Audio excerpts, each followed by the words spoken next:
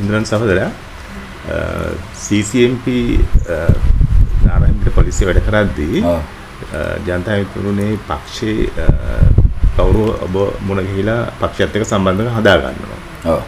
ඒ ගැන පොඩ්ඩක් විස්තර කරන්න.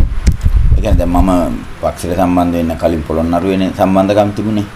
ඒතර අපි ඉස්කෝලේ යන කාලෙම අපිට වැඩි අවුරුදු දෙකක් වැඩිමල් සුනිල් දසනායක අපේ අයියලා පන්තියේ හිටියේ. ඉතින් අයියලා පන්තියට පින්දමත් යාළුකම් තිබුණා. දේශපාලන සම්බන්ධකම් තිබුණා. ගෙදරත් ආවා ගියා. ඒතර එයා තමයි ටිකක් ඒ කාලේ ටිකක් වැඩිපුර ශිෂ්‍යාංශේ වකීම් දරුවේ. ඒ හින්දා එයා හරහා තමයි අපි කෙලින්ම අර මේ ශිෂ්‍යෝ දෙන්නේ ඝාතනය කරපු එකට විරුද්ධව තමයි අපේ ඉස්කෝලේ උද්ඝෝෂණේ අපි තමයි මෙහෙව්වේ. ඒතර අපි උසස් පෙළ. එතනින් පස්සේ තමයි කෙලින්ම ඉතින් අපේ පන්ති තහනම් කළා දවස් 14කට අන්තරේ බහැලා කාටවත් එන්න නොදී ළමයි ඉන්නේ නැතුව ඒවත් එක්ක තමයි ඔය පක්ෂ කෙලින්ම සම්බන්ධකම් හැදෙන්නේ. ඉතින් ඇත්තටම මම මේ හමුදා පොලිසියට බැඳෙන්නේ පක්ෂයට කියන්නේ නැතුවනේ. ඒතර අපිට ශිෂ්‍ය කමිටුවක් තිබුණා. නමුත් ඒකට මම කියන්නේ නැහැ. මම දන්නවා කිව්වොත් මේකට ඉඩ ලැබෙන්නේ නැහැ කියලා. ගෙදර තිබිච්ච ප්‍රශ්නය අරව මේ හින්දා මම මේක දැක්කහම මම දැම්මට කිව්වේ නැහැ. උන්ට ඔය ගිහිල්ලා තේරුණාට පස්සේ තමයි කිව්වේ. ඒ වෙලෙත් මුලින් කිව්වා මේ වට යන්න එපා. දැන් ඉස්සරහා ලොකු කාලයක් ඉන්නේ. අර එහෙම මොකද මේ ජූලිනේ.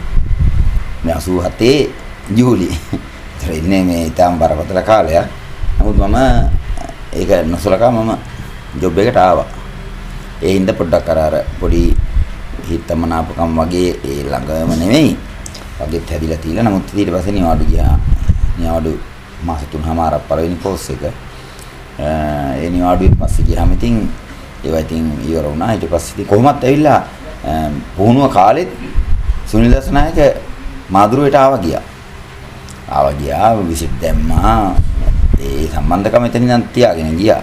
ලියුම් කියුම් වලින් මොන හරි සරල ලෙස ගන්න තිබුණා. එහෙම තිබුණා.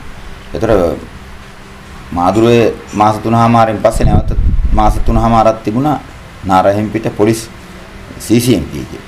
ඒකට යුද හමුදා පොලිස් පුහුණුව. ඒකත් එක්ක ඒතර මාස 7ක් ජූලිනේ වැඳුනේ. ඒතර නිකන් 88 මුල වෙනකොට තමයි මම මේ සම්පූර්ණයෙන් පාස් අවුට් වෙන්නේ. එතනින් පස්සේ තමයි ගෙලෙම කොළඹට සම්බන්ධ කරන්න දැන් ඔයාලට කොහොමද කොළඹ නිරැඳෙන්නේ කියලා කොළඹට සම්බන්ධ කරන්න. එතකොට ඒ වෙනකොට මම ෆොටෝ සෙක්ෂන් එකට ගිහිල්ලා. එතකොට සුනිල් දසනායක දන්නවා මේක ටිකක් මේ තියෙන රාජකාරි මොනවද කියලා අහුවාම කිව්වහම එයාට අවබෝධයක් තිබුණා මේ නියම තැනට කොහොම හරි හම්බයක් ලෙස හරි තේරලා තියෙන්නේ කියලා. එහෙනම් මෙයාට හිතුණා කවුරු හරි ටිකක් හොඳ කෙනෙක් සම්බන්ධ කරන්න ඕනේ කියලා. එතන තියෙන ඒ රාජකාරීමේ කතාව කිව්වට පස්සේ ඉතින් එනෝ මට එයා කිව්වේ නෑ කවුද සම්බන්ධ කරන්න කියලා. කොළඹ දිස්ත්‍රික්කේ ටිකක් වකීම් සහෝදරයෙක් එනවා කියලා තමයි කිව්වේ. ඊට පස්සේ මම ඉතින් ඔය CCMP එකේ ඉස්සරහා තියෙනවා කිරිහල. ඒ කිරිහල ළඟ මට ඉන්න කිව්වා මේ පිටියල්ලේ ප්ලාස්ටරයක් අලවගෙන. එතකොට මේ ඉරනම් පත්‍රයක් අතේ තියාගෙන මම තමයි ඒක කතා කරලා තිබුණේ. ඔය විදිහට තමයි රොෂාන්ව රොෂාන් කියලා ඒ වෙලේ දන්නේ මේ ඒතර ආවිල්ලා මේ පාපොහිදි කියලා ඇහුවා පොළොන්නරුවේදී කියලා ඇහුවා හැම කියලා මේ යාළුවෙක් කෙනකන් දින්නේ කියලා අහලා මේ රයිට් මම තමයි යාළුවා අපි හොම්ම පොඩ්ඩක් ඉස්සරහට ඇවිදගෙන යමු කියලා අපි බොරැල්ල පැත්තට පොඩ්ඩක් ඇවිදගෙන ගියා. ඊට පස්සේ බස් එක නැගලා බොරැල්ලටම ආවා. ඇවිල්ලා එතන ඔය සුපර් මාකට් එකේ තිබුණා ඔරලෝසුව හදන තැන. එතන තමයි අපි නිකන් පොඩ්ඩක් පළවෙනි කතා බහ කරගත්තේ. ඊට පස්සේ ඒ වෙලේ පොඩි වෙලාවක් කතා කරලා නැවත හෙට එන්න ටිකක් කලින් කියලා ඊට පස්සේ අපි ගියා ඔය මේ කොස්ගස් සන්දියේ තිබිච්ච ගෙදරකට. එතන තමයි අපේ ඉතින් ටිකක් වැඩිපුරම කාලයක් මේ මම ඔෆ් වෙලා යනවා කොස්ගස් සන්දියට රොෂාන් එනවා. උතන තමයි ටිකක් අපි වැඩිපුර කාලය ගත කරපු තැන. පස්සේ ඉතින් ඔහොම තමයි රොෂාන්ගේ මේ සම්බන්ධය හැදුනේ ඔහොම. රොෂාන් දුෂ්මන්ත හරි දුෂාන්ත හරි කියලා දුෂාන්ත කියන නමක් මුලින්ම රොෂාන් ඒ කියන්නේ මුලින්ම දුෂාන්තත් නෙමෙයි දුෂාන් කියලා තමයි අඳින් කාලේ හැඳින්න්නේ. ඊට පස්සේ කාලෙක ඔය සම්බන්ධකම ගිලිහිලා අපහු මේ අර හමුදා පොලිස් කතාවත් එක්ක පොඩ්ඩක් මේ පොඩි දුරස්කමක් හැදුනානේ. ඒකේ පස්සේ යාව මට අපව හම්බෙන්නේ අයියා හිටියානේ යපුරේ.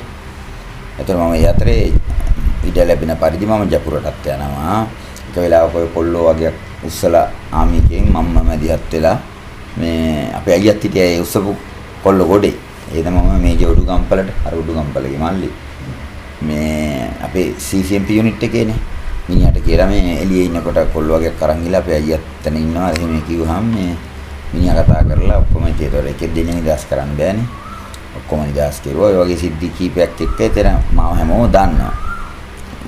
ආර්කේගේ මල්ලි කියන්නේ දන්නවා. එහෙම ලොකුවට මේ මම පක්ෂයට සම්බන්ධයි කියලා දන්න ටික උඩ වැඩ කරපු කීප දෙනෙක් හිටියා. මේ අදටත් ඒගොල්ලෝ ඉන්නවා එක එක වකින් මුස්ලනවා. රොෂාන් සාමාන්‍ය මොන වගේ හැඩරුව තියෙන පුද්ගලයෙක්ද? සාමාන්‍යයෙන් ගත්තාම ටිකක් පොඩි අර ලස්සන හිනාවක් තියෙනවා. ටිකක් මේ නිකන් අහිංසක පොඩි අහිංසක හිනා තියෙන්නේ. මේ එහෙම හිනාවක්. ඊට පස්සේ ගත්තාම ගොඩාක් කුස මහතත් නෙමෙයි. අනිත් මේ ටිකක් අර සාමාන්‍ය මේ දැන් ඔයා ගන්න වාට වැඩිය මේ ටිකක් ශරීරේ කුස මහතයි. ඊට පස්සේ ඊළඟට කියන්න තියෙන්නේ මොකද්ද? මට නිකන් චූටි මතකයක් තියෙනවා මේ ඉනානකොට අර පොඩි නිකන් ඇස් ටිකක් හීන වෙනවා වගේ කියලා. දැන් රොෂාන් කියන එක්කෙනා පක්ෂයේ සමන් පීසිට සම්බන්ධයි කියලා සහෝදරයන් හැඟුණාද? නැත්නම් පසුව ඒ ගැන හිතුණාද? නෑ සමන් සහෝදරයව සම්බන්ධ කරන්නේ රෝහන් සහෝදරයාගේ මරණයෙන් පස්සේ ඒ කියන්නේ කෙලින්ම මේ ඒ කියන්නේ අර අපි පන්සලේ යොදා ගන්නවා ඒකට. මරදානේ අබේසිංහරාමේ. ඒක කෙලින්ම දැන් මම තමයි ෆොටෝ ගත්තේ කියලා දැනගත්තාම ඒකට විශේෂයක් නේ. ඒක කෙලින්ම සමන් සහෝදරයම මේ වැඩේට එතන ඉඳන් ටිකක් වැඩිපුර ළඟ. මොකද ඒ වෙලාව වෙනකොට සමන් සහෝදරයා මේ තනියෙන් වැඩ කරන්න තීන්දුවක හිටියේ. මොකද මේ ෂුවර් නෑ. ඒ කියන්නේ එයාට සැකයකුත් තිබුණා මේ පාවා දීමක් මේක ඇතුලේ වෙන්න ඕනේ කියලා. ඒ හින්දා මගනුත් ඇහුවා. ඒ වෙලාව වෙනකොට මම දන්නේ නැහැ අතට මේ අහන වෙලාව වෙනකොට මට කියන්න තරම් අවබෝධයක් තිබුණේ නැහැ පාවා දීමක් කියලා. මම කිව්වේ ටිකක් ආනන්දට එහෙම ටිකක් පස්සේ වද දුන්නා කියලා ආරංචි වුණා. ටිකක් යා අර සිහි විකල්ලෙන් වගේ දොඩවපු තත්ත්වයක් හොයලා බලනකොට ආරංචි වුණා. ඊට පස්සේ උණ හැදිලා තිබුණා. උණ විකාරෙන් දොඩවලා තිබුණා.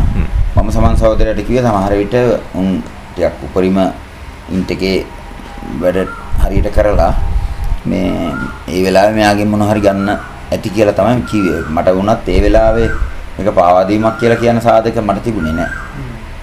එතන මම මේ සමන් සහෝදරයට කිව්වා ඇත්තටම මේ පාවා දීමකට වැඩිය මේක ඉතින් උපරිම වද දීලා කරපු එකක් කියලා. ඒ වෙලාව වෙනකොට ඒ වෙලාව. සහෝදරයා දැන් රොෂාන් සහෝදරයා දිවුල පිටියේ කීර්ති කියලා ඔබ මේ ජනමාධ්‍යවල හඳුන්වලා තියෙනවා. කීර්ති ගුණතිල්ල කියලා. ඒ සම්බන්ධව දිවුල පිටියේ සම්බන්ධයේ කීර්ති ගුණතිල්ල කියන එක ඔබ දැනගත්තේ කෙසේද? ඔය ඒක ඇවිල්ලා පස්සේ කාලෙක. ඒ කියන්නේ දැන් මුලින් ඇත්තටම යාගෙනම කීර්ති ගුණතිලක කියලා මම අහුවෙනකන්වත් මම දන්නේ නැහැ. මේ දැන් මම අත්තරමඩපත් වෙනකන් මේ රොෂාන් කියන්නේ කීර්ති ගුණතිලක කියලා දන්නේ නැහැ. දැන් මුතාලිස්ලාට ලොකු වමනාවක් තිබුණා. ඇත්තටම මාත් එක්ක සම්බන්ධකම් තිබුණේ කවුරුත් එක්කද කියලා දැනගන්න. එතකොට ඒ වෙලේ දැන් මම රොෂාන් මේ දුෂාන් කියන නමවත් මේ රොෂාන් කියන නමවත් මුලින් පාවිච්චි කරුවේ නැහැ. මට හිතුණා දැන් ඒ නම මේගොල්ලෝ දැනගෙන හිටියොත් එහෙම කියලා. එහෙනම් මම මුලින් කිව්වා දුෂ්මන්ත කියලා. ඒකත් එක තමයි ඔය මේ ඔය නම් ගොඩක් ඔය පැටලිල්ල උනේ.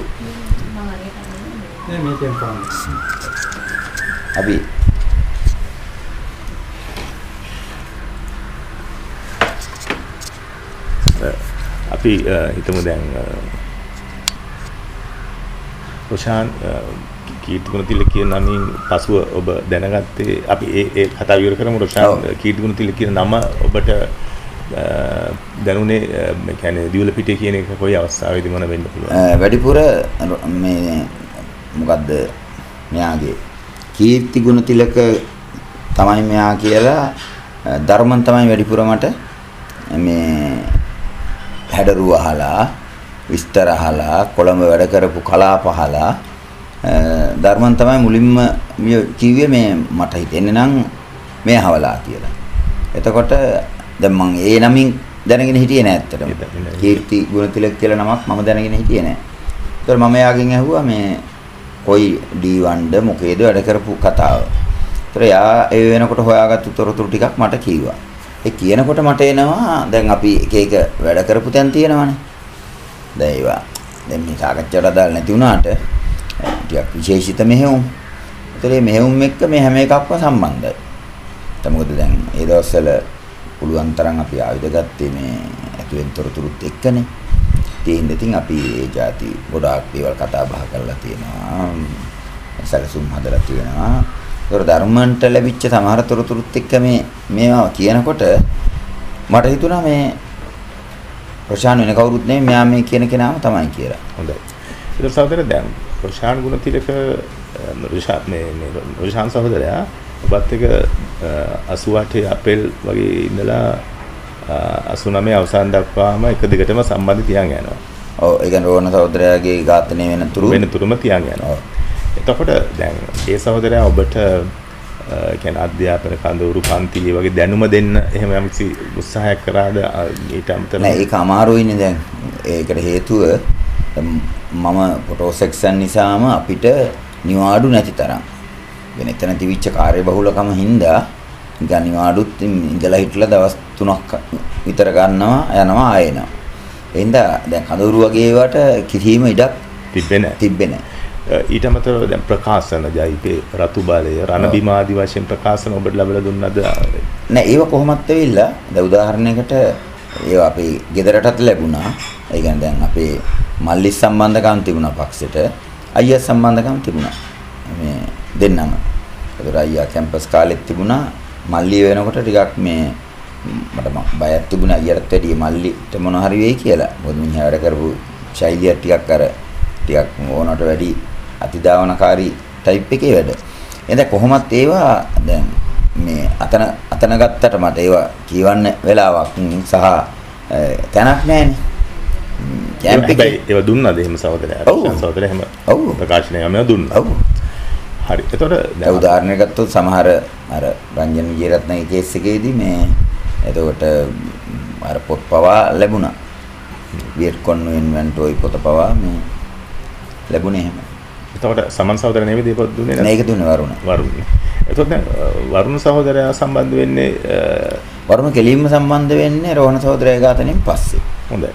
එතකොට දැන් මට අරය කියනවා රොෂාන් කියනවා දැන් මේ අපරාධ අපිට ඇත්තටම මේ දවා වගේ කෙනෙක් අපිට ඉඳෙද්දිත් මේ අපිට ලොකු මගේ ඇරීමක් වුණේ. කියන ඇත්තටම මේ දැන් වාගේ නිතර මේ අපි තොරතුරු ගනිද්දිත් අපිට අපේ ඔළුවේ තිබුණේ නැහැ මේ වගේ ඩැමේජ් එකක් වෙයි කියලා. ඉතින් එහෙම වුණා නම් ඊට කලින් ඇත්තටම අපිට මොනවා හරි පරිම අපේ තියෙන ආයු බලය දාලා හරි මොනවා හරි කරනවනේ එහෙනම් ඇත්තට ඉතින්. එහෙනම් කරනවනේ.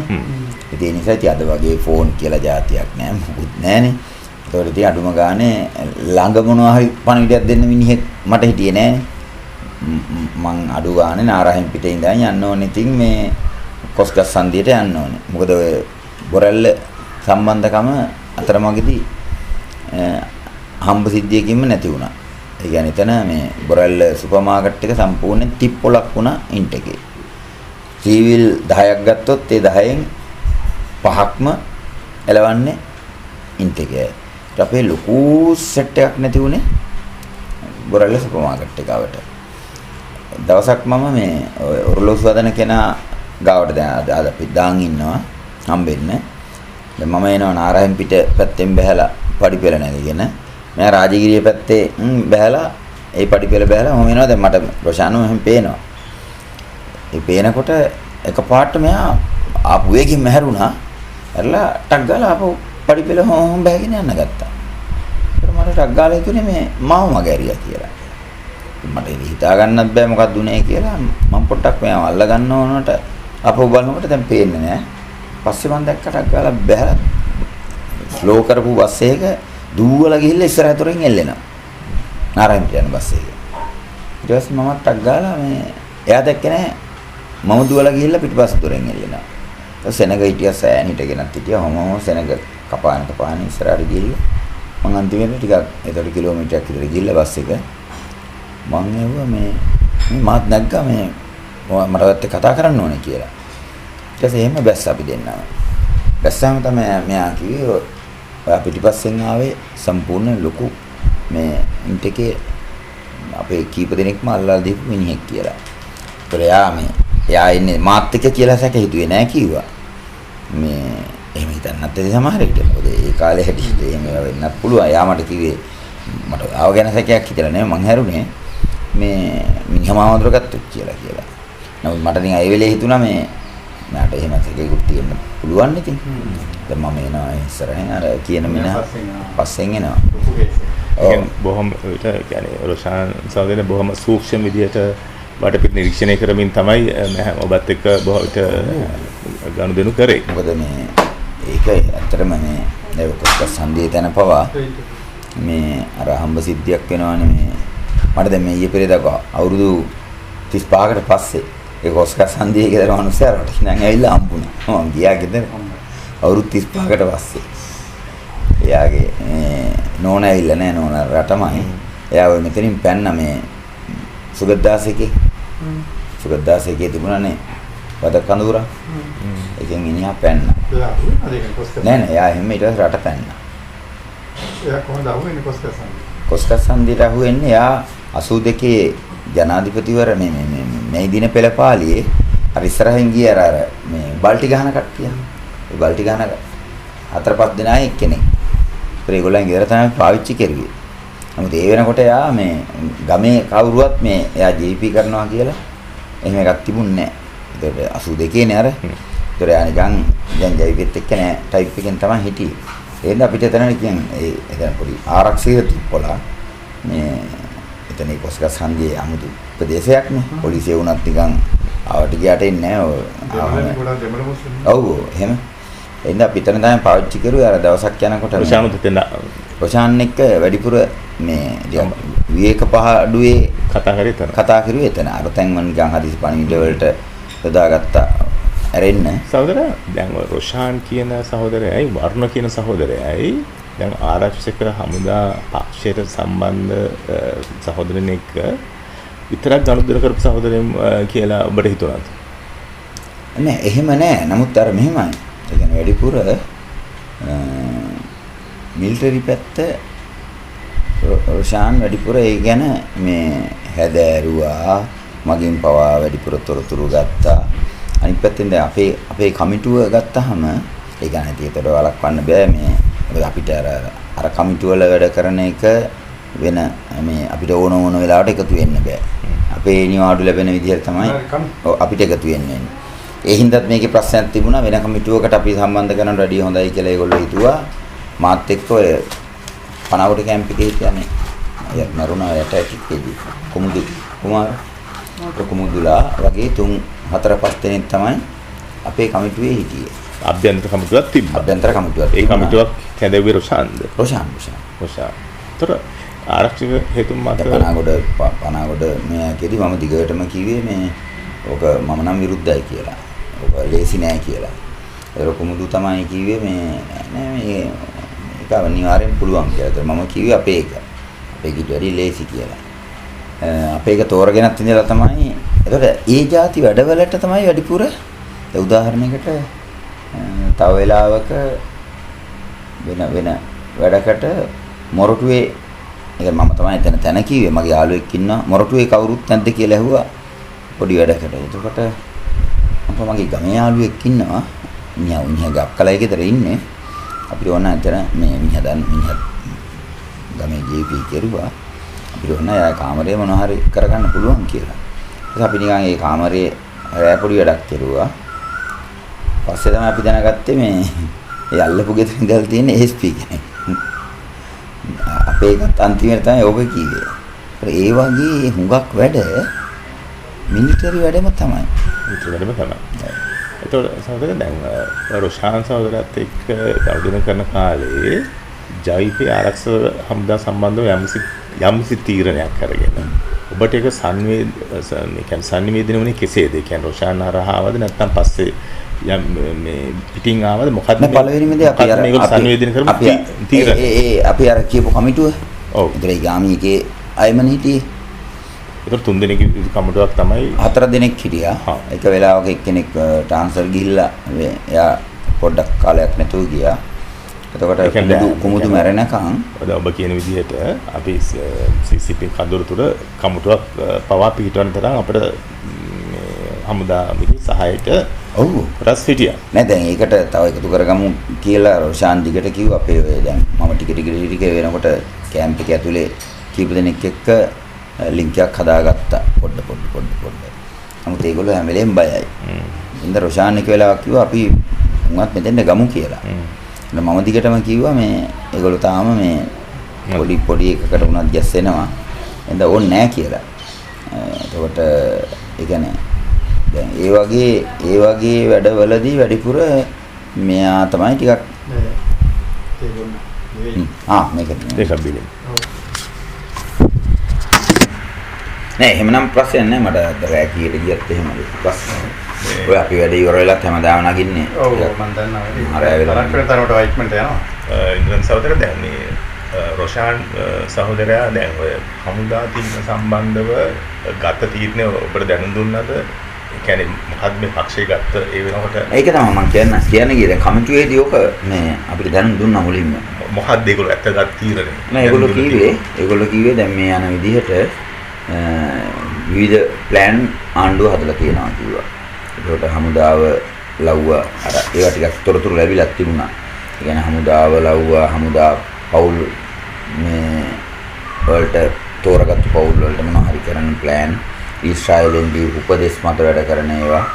ඒ වෙනකොට අර කැම්පස් 5 දෙනෙක් මරුවොත් 3 දෙනෙක් ක්‍රියාකාරීකව ඉවරයි කියන වැඩේ දැහැලන් තිබුණේ ආණ්ඩුව.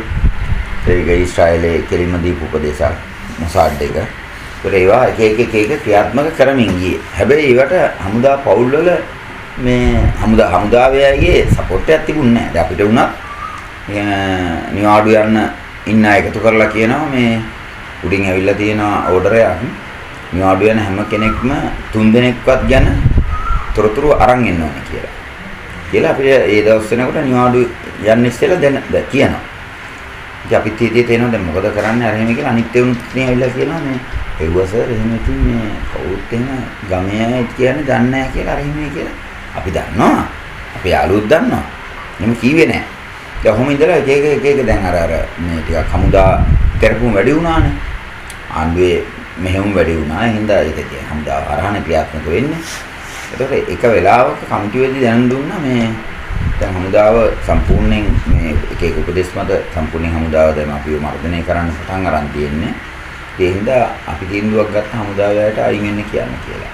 ඒක තමයි දැනුම් දුන්න තීරණය. ඒක තමයි දැනුම් දුන්නේ. ඔබ කමිටුව මොකද්ද මේ සම්බන්ධව? නෑ ඒතකොට මම තමයි මුලින් ඇහුවේ. ඒතකොට දැන් අයින් වෙන්න කියලා කියන්නේ දැන් එහෙම අයින් වුණ නැතොත් මොකද කරන්නේ කියලා. ඒතකොට කිව්වා ටික අපිට අනිවාර්යෙන් සිද්ධ වෙනවා මේක බය කරලා කරගන්න ඕන වැඩක්. අපි කියපු ගමන් අයින් වෙන්නේ නෑ. උෂාන් එහෙම කිව්වද? ඔව්. බය කරලා කරගන්න ඕන වැඩක්. ඒ හින්දා මේ අනිවාර්යෙන් ඒකට දාලා ඇක්ෂන් ගන්න වෙනවා කියලා. මරණ කතාවක් කියලා කිව්වේ නෑ.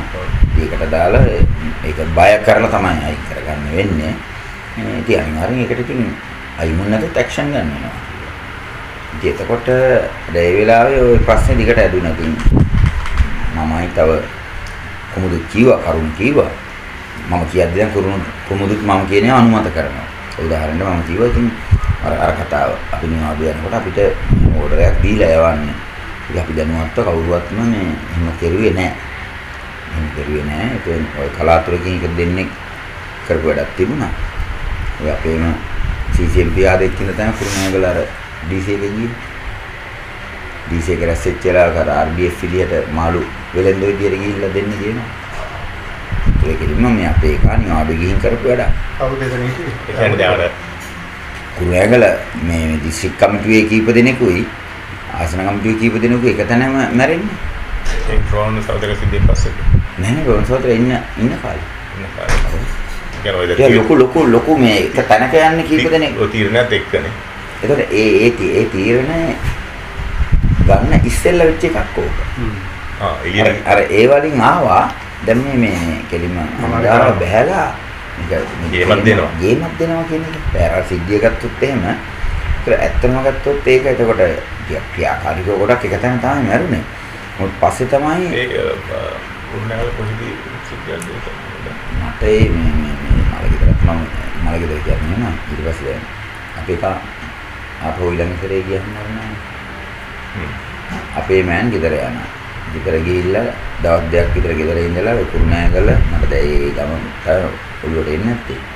අක්කලයි ගෙදර යනවා. එයාගේ අක්කලයි ගෙදර. ඒගොල්ලන් ගෙදර ගිහලා දවස් දෙකක් ඉඳලා අක්කලයි ගෙදර. අක්කලයි ගෙදර ගිහින් ඉන්නකොට මිනිහට පේනවා එක්කෙනෙක් කෙනා අල්ලපු ගෙදරට ඇතුළට යනවා. මිනිහා ගෙදරට සෙල්සරේ කවුද එන්නේ කියලා. අක්කා කියනවා තමයි ගේ කියලා කරන කෙනා. ඒකෙන් අක්කලා දන්නයිද කියලා. ගමේ එක්කෙනෙක් දෙන්නෙක් අඳුරනවා මේ පිටාය නම් ඉතින් අපි අඳුරන්නේ නැහැ. මේ ගමේ එක්කෙනෙක් දෙන්නෙක් කියන ඉන්නවා. ඒ ගෙදර මේ අපි දන්න එක්කෙනෙක් දෙන්නේ අනිත් අය නම් අපි අඳුරන්නේ නැහැ කියලා. මේ අපේ කා හිතනවා මේ මෙතෙන්ට කවුරු හරි විශේෂ අය කියලා. උක්කට හොරෙන් එහෙම දෙනවා තුවා.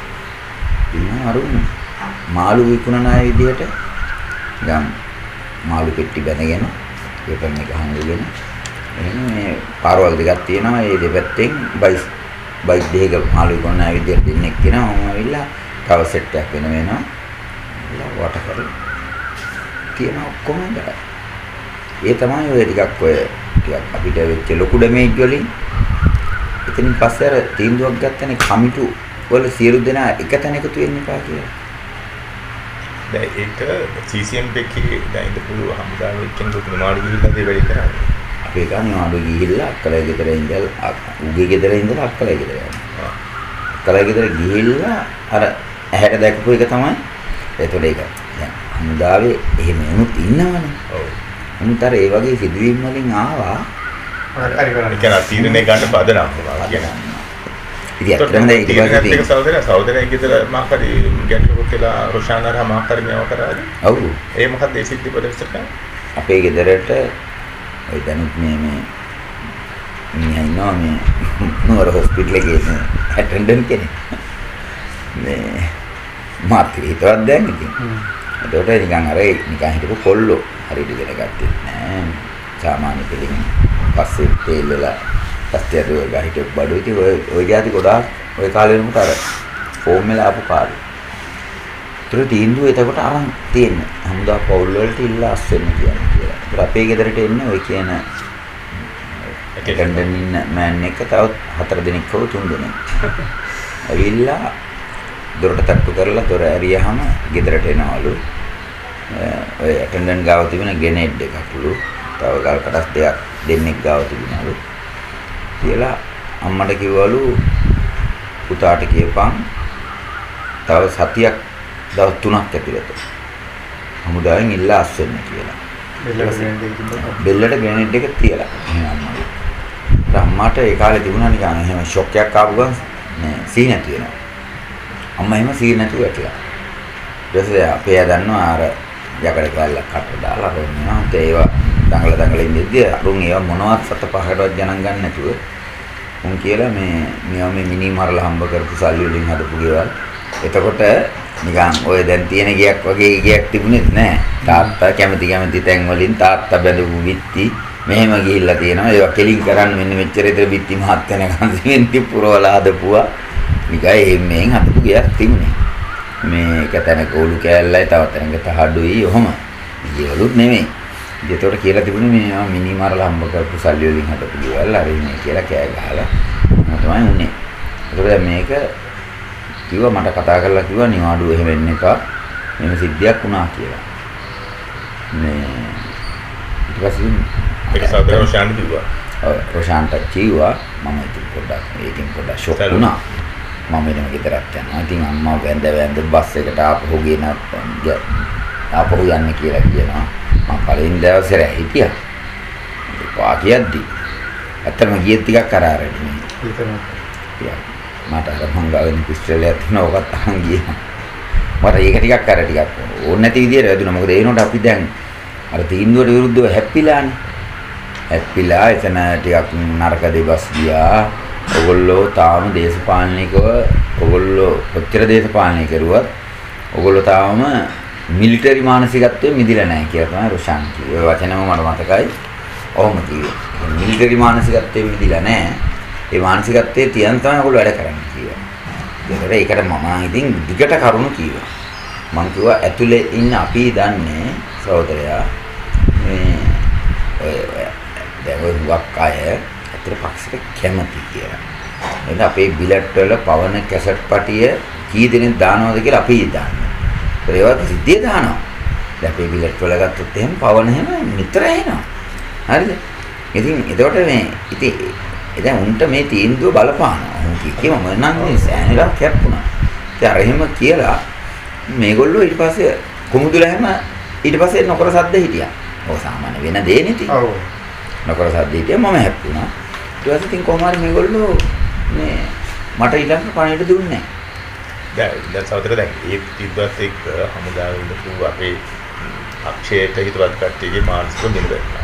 ඊට අමතරව පවුල් වලට බලපෑමක් කියලා ඒකත් මේක වක්‍රව පක්ෂෙත් එක්ක සම්බන්ධතාවයේ දුර වෙන තරම සිද්ධියක් බවට පත් වුණා. ඔව්. එහෙම නේද? ඔව්. එතකොට උනේ දැන් අපේ සිද්ධිය වුණා වගේම ඊට පස්සේ අපේ යාළුවෝ ඇවිල්ලා මම ගෙදර මේ යාළුවන්ට ඕක කිව්වහම යාළුවෝ Tamanට වෙච්ච දේවලුත් කිව්වා. මේ අපේ ගෙදරට ඇවිල්ලා අරින්න කියලා. ඊට පස්සේ ඉතින් මම ටක් ගාලා මේ රොෂාන් හම්බෙච්ච ගමම රොෂාන්ට කිව්වා මම කියපු දේ දැන් වෙමින් තියෙනවා. මේ දැන් අපේ ගෙදරට මෙහෙම වුණා. මේ ඊට අමතරව අපේ යාළුවෝන්ගේ දැනටම 3 දෙනෙකුට මෙහෙම වෙලා තියෙනවා. ඉතින් අපි දැන් ලොකු වැඩකට සූදානම් වෙමින් ඉන්නවා. නාරහින් යුද හමුදා පොලිසියේ ওই මිනිස්සු ටික තමයි උදව් කරන්න ඉන්නේ. ඉතින් මොකක්වත් නෑ කරන්න හම්බෙන්නේ නැහැ. ඒක රොෂාන් මොකද කියන්නේ? රොෂාන් කිව්වා ටක් ගාලා මේ ඒ අයගේ නම් ලිපින ටික ගන්න. අපි තැන් වලට වෙන වැඩක් හදමු. ඕගොල්ලන් ගෙදරටත් මේ අපි වෙන කණ්ඩායමක් යවමු මේ ඇවිල්ලා ඉන්න අය JP නෙමෙයි මේක මේ හමුදාවෙන්ම කරන වැඩක් කියලා කියමු කියලා. ඒකට අපේ ගෙදරට ඇවිල්ලා වෙන කවුරු හරි. දවස් 3-4කින් ඇවිල්ලා අම්මට කියලා අම්මේ මේ ඇවිල්ලා ඉන්නේ JP නෙමෙයි අපි දැන් හොයමින් ඉන්නවා මේ කවුද ආවේ කියලා. මේ ඒක මේ අපිට විරුද්ධව යන වෙන එකක් අර මේ කියලා බොහොම හොඳට බය වෙන්න එපා කියලා. ඒතර අත්යන් වලටත් ඒ විදිහටම ගිහින් තිබුණා. දැන් රොෂාන් සහෝදරයා දැන් රෝල් සහෝදරයන් සිද්ධියට කලින් ඔබ සාමාන්‍යයෙන් කියන්නේ ජයිපේ මධ්‍යම කියන්නේ දේශපාලන මණ්ඩල සමාජික වෙන කියන්නේ අධිකාරී විශේෂ නම සඳහන් DM ආනන්දගේ ඡායාරූපත් රොෂාන් සහෝදරයා ලබා දෙනවා. එන්නේ රොෂාන් සහෝදරයා ඒක ඒ සම්බන්ධ මොකද කී අඳුරගත්තද ෆොටෝ එක අධිකාරී වශයෙන්? ඔව්. කෙරෙම ඉතින් මේ විස්තරත් ඇහුවා. දැන් මේ අධිකාරී මේ DM ආනන්ද වශයෙන් උත් ඔබට පැවසුවා. මොකද ඉතින් අර මාව අරන් යන්නේ මේ නමුත් ඔබ දන්නේ නැහැ මේ DM ආනන්ද? නෑ මම දන්නේ නැහැ. ඔබ දන්නේ නැහැ. මම එතෙන්ට යනකොනුත් මේ මට කවදාකවත් නෑ මගේ ෆොටෝ එක දැන් රොෂාන් කියනකන් දන්නේ නෑ දන්නේ. නමුත් මම දන්නවා මේ ප්‍රධාන පිළේ කෙනෙක් කියලා. මොකද ලකියාලගම අපේ කැම්ප් එකට ඇවිල්ලා අපේ CEO ට කියලා එයාගේ කාර් එකේ මාව අරන් යන්නේ. ඔව්. ඒගොල්ලෝ දන්නවා මේ DM ආනන්ද. ඒක දන්නවා විතරක් නෙමෙයි මට යන ගමනුත් කිව්වා මේ දල කාර් එක අහුවෙලා ඉන්නේ. දැන් එක අල්ලවුවොත් අපිට මේක ළඟදීම ඉවර කරන්න පුළුවන් කීකේ කයි එක ගහ කියේ. ඔබට මම දන්නවා මේ කවුරු හරි ඉහළ පෙළේ කෙනෙක් කියලා. නැතුව මාව කවදාවත් නැතුව මේ කැම්ප් එකට ඇවිල්ලා ඔක්කයි කාර්යයේ ඉන්නේ. මිනිහයි කාර් එකේ මාව අරන් යන්නේ. මේ මම පස්සේ ගන්න පොඩි කතාවක් ඉන්නේ. සහෝදරයා ඔබට ඒ සිද්ධ ස්මරණය කරොත් කොහොමද සහෝදරයන්ගේ සිද්ධියට කොච්චර කාලයකට කලින් මේ DM ආනන්දගේ ඡායාරූප ගත්තා කියන එක මතක් කරගත්ත හැකිද? නෑ මට තියෙන්නෙම දවස් 5කට විතර කලින් කියලා. හොඳයි. ඒ කියන්නේ 5ක් වෙන්නත් පුළුවන් එක 6ක් වෙන්නත් පුළුවන්. දැන් මට සහෝදරයා එහෙම සහෝදරයා මාර්තු 90 14 හෝ 15 අතම්පත් වෙනවා. මමද? මම ඔව්. අනේ මාර්තු 14 ඒ සිද්ධියට මුල අපි හොයන් යද්දී සමන් පිසිරි සහෝදරයාට ඔබ විසින් දුන්න ලේඛිවිල වල අත්අඩංගු සසඳා තහවුරු කර ගැනීමෙන් අනතුරු බව නේද පැහැදිලි වෙන්නේ. ඔව් අත්අඩංගුයි දැන් මැප් එක මම හදුවානේ ෆොටෝ වලින්.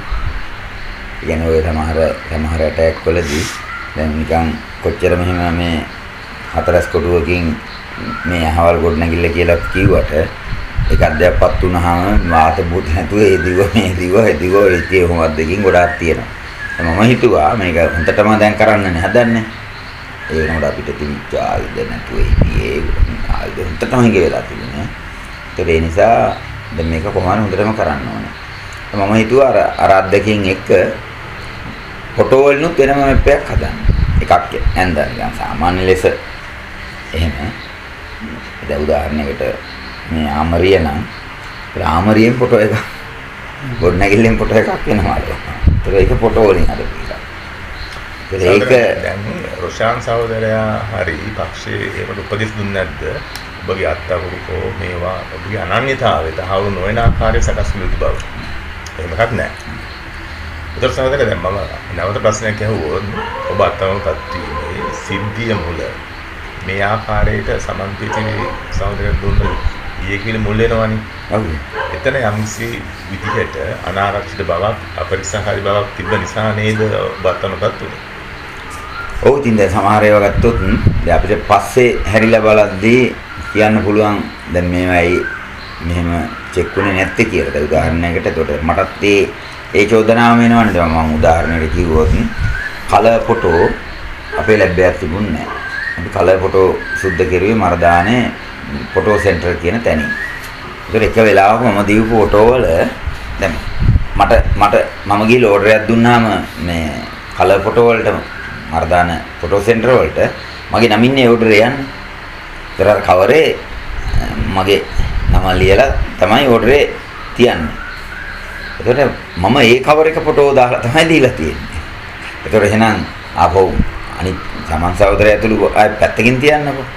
දැන් මට එනවානේ දැන් මගේ නම තියෙන කවර එක දාලා මම ෆොටෝ දෙනවා.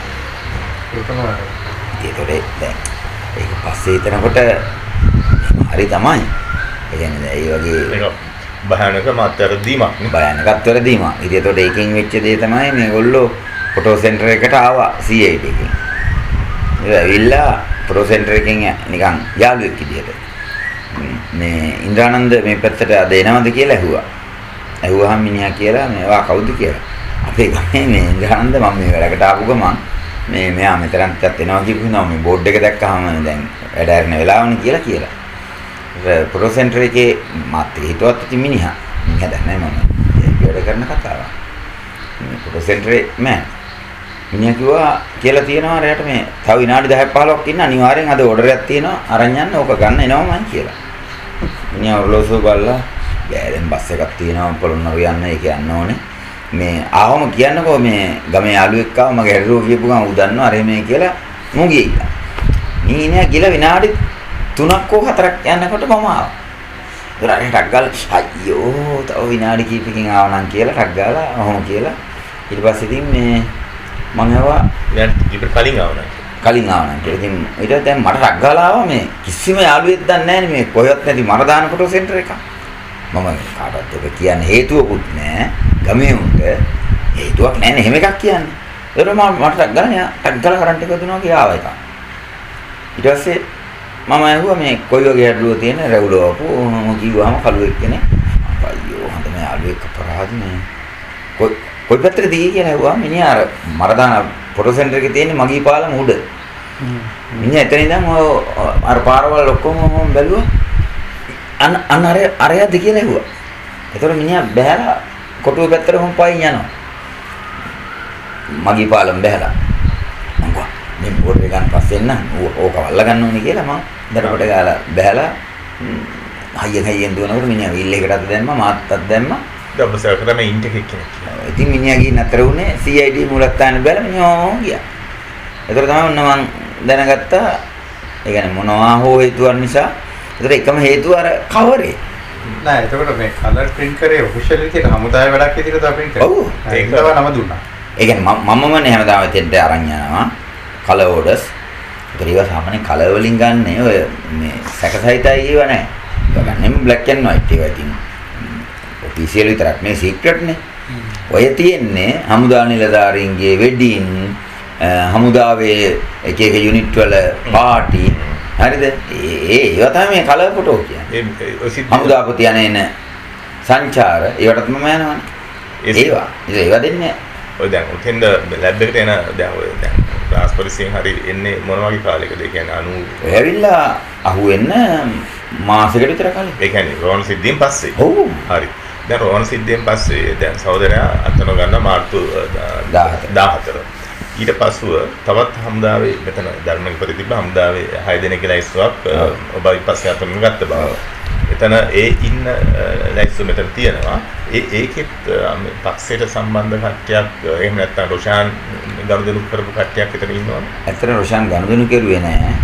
ඒගොල්ලෝ තමයි මම අර රොෂාන්ට දීපු නන් ලැයිස්තුව. ඒගොල්ලන්ගේ නම් ලිපින ලියලා දෙන්න කියලා දුන්නා. ඒක දුන්නාම දැන් මේක මුලින්ම CID එකට නේ CDB එකෙන් ගිහිල්ලා සමන් සහෝදරයව ගන්න. හමුදාවෙන් නෙමෙයි. පොලිසියෙන්. ඒතර පොලිසිය තමයි මේ බීප් කේස් ඔක්කොම ආවේ. ඒතර ඒ කාලේ ඔය වෙනකොට හමුදාවයි පොලිසිය අතර නයි මොකට වෛරයක් තියෙනවා. අමාලාට රංජන විජේරත්නට මුන් කියනවා ඔය බොරු සර් ලොක්ෙක් කියන්නේ බොරුවට අපි හොයලා බැලුවා ඒ මට්ටමට ගිහපු නයි මොකට වෛරයක්. ඒතර දැන් අරුන්ටනේ අහුනේ හොන්ත බ්‍රීප් කේස් එක. ඒක මේගොල්ලන්ට දෙන්නේ නැහැ. නමුත් දැන් අපේ CEO කැන්දවලා කියලා තියෙනවා මිස්ටර් රසනායක මේ බලන්න මේ මැප් එක කාගේද කියලා. ඉතින් බලපු ගමන් CEO කෝට් මාෂල් වල සාක්ෂි දෙනකොට තමයි පස්සේ දැනගන්නේ. මේ CEO සාක්ෂි දෙමින් කියනවා මේ මාව කැන්දෙව්වා කැන්දවලා ඉතින් මැප් එක දුන්නා බලනකොට මට තේරුණා මේක මේ හමුදා පොලිසියේ මැප් එක. මේක මේ ෆොටෝ වලින් ඒ කාලේ 110 වගේ චූටි කැමරා තිබුණා අනිත් ඒවා ගාව. දැන් මේ හොඳ ෆොටෝ කැමරා වලින් ගහපුවානේ. ඒ අනුව මට තේරුණා මේක මේ ඉදමුදා පොලිසියේ ඡායාරූපාංශයෙන් මිසක් වෙන කාටවත් කරන්න පුළුවන් වැඩක් නෙමෙයි කියලා. ඒ අනුව ඉතින් මම හිතුවා තුන් දෙනා ඉන්නේ තුන් දෙනාගෙන් වයසයි සායම් මේජර් ඉතුරු දෙන්න ගැන තමයි පරීක්ෂණ කරන්න ඕනේ කියලා මම හිතුවා කීයද මේ සාක්ෂි දෙනකොට තමයි ඔය පස්සේ චිත්‍රේ එන්නේ. ඒකට හුඟක් ඒවා දුන්නේ නැහැ. ලකියල්ගම අර නම් තියෙන කොලේ අරගෙන කොහොමද? ඒක අපේ සියෝගේ අතට ඇවිල්ලා නැහැ.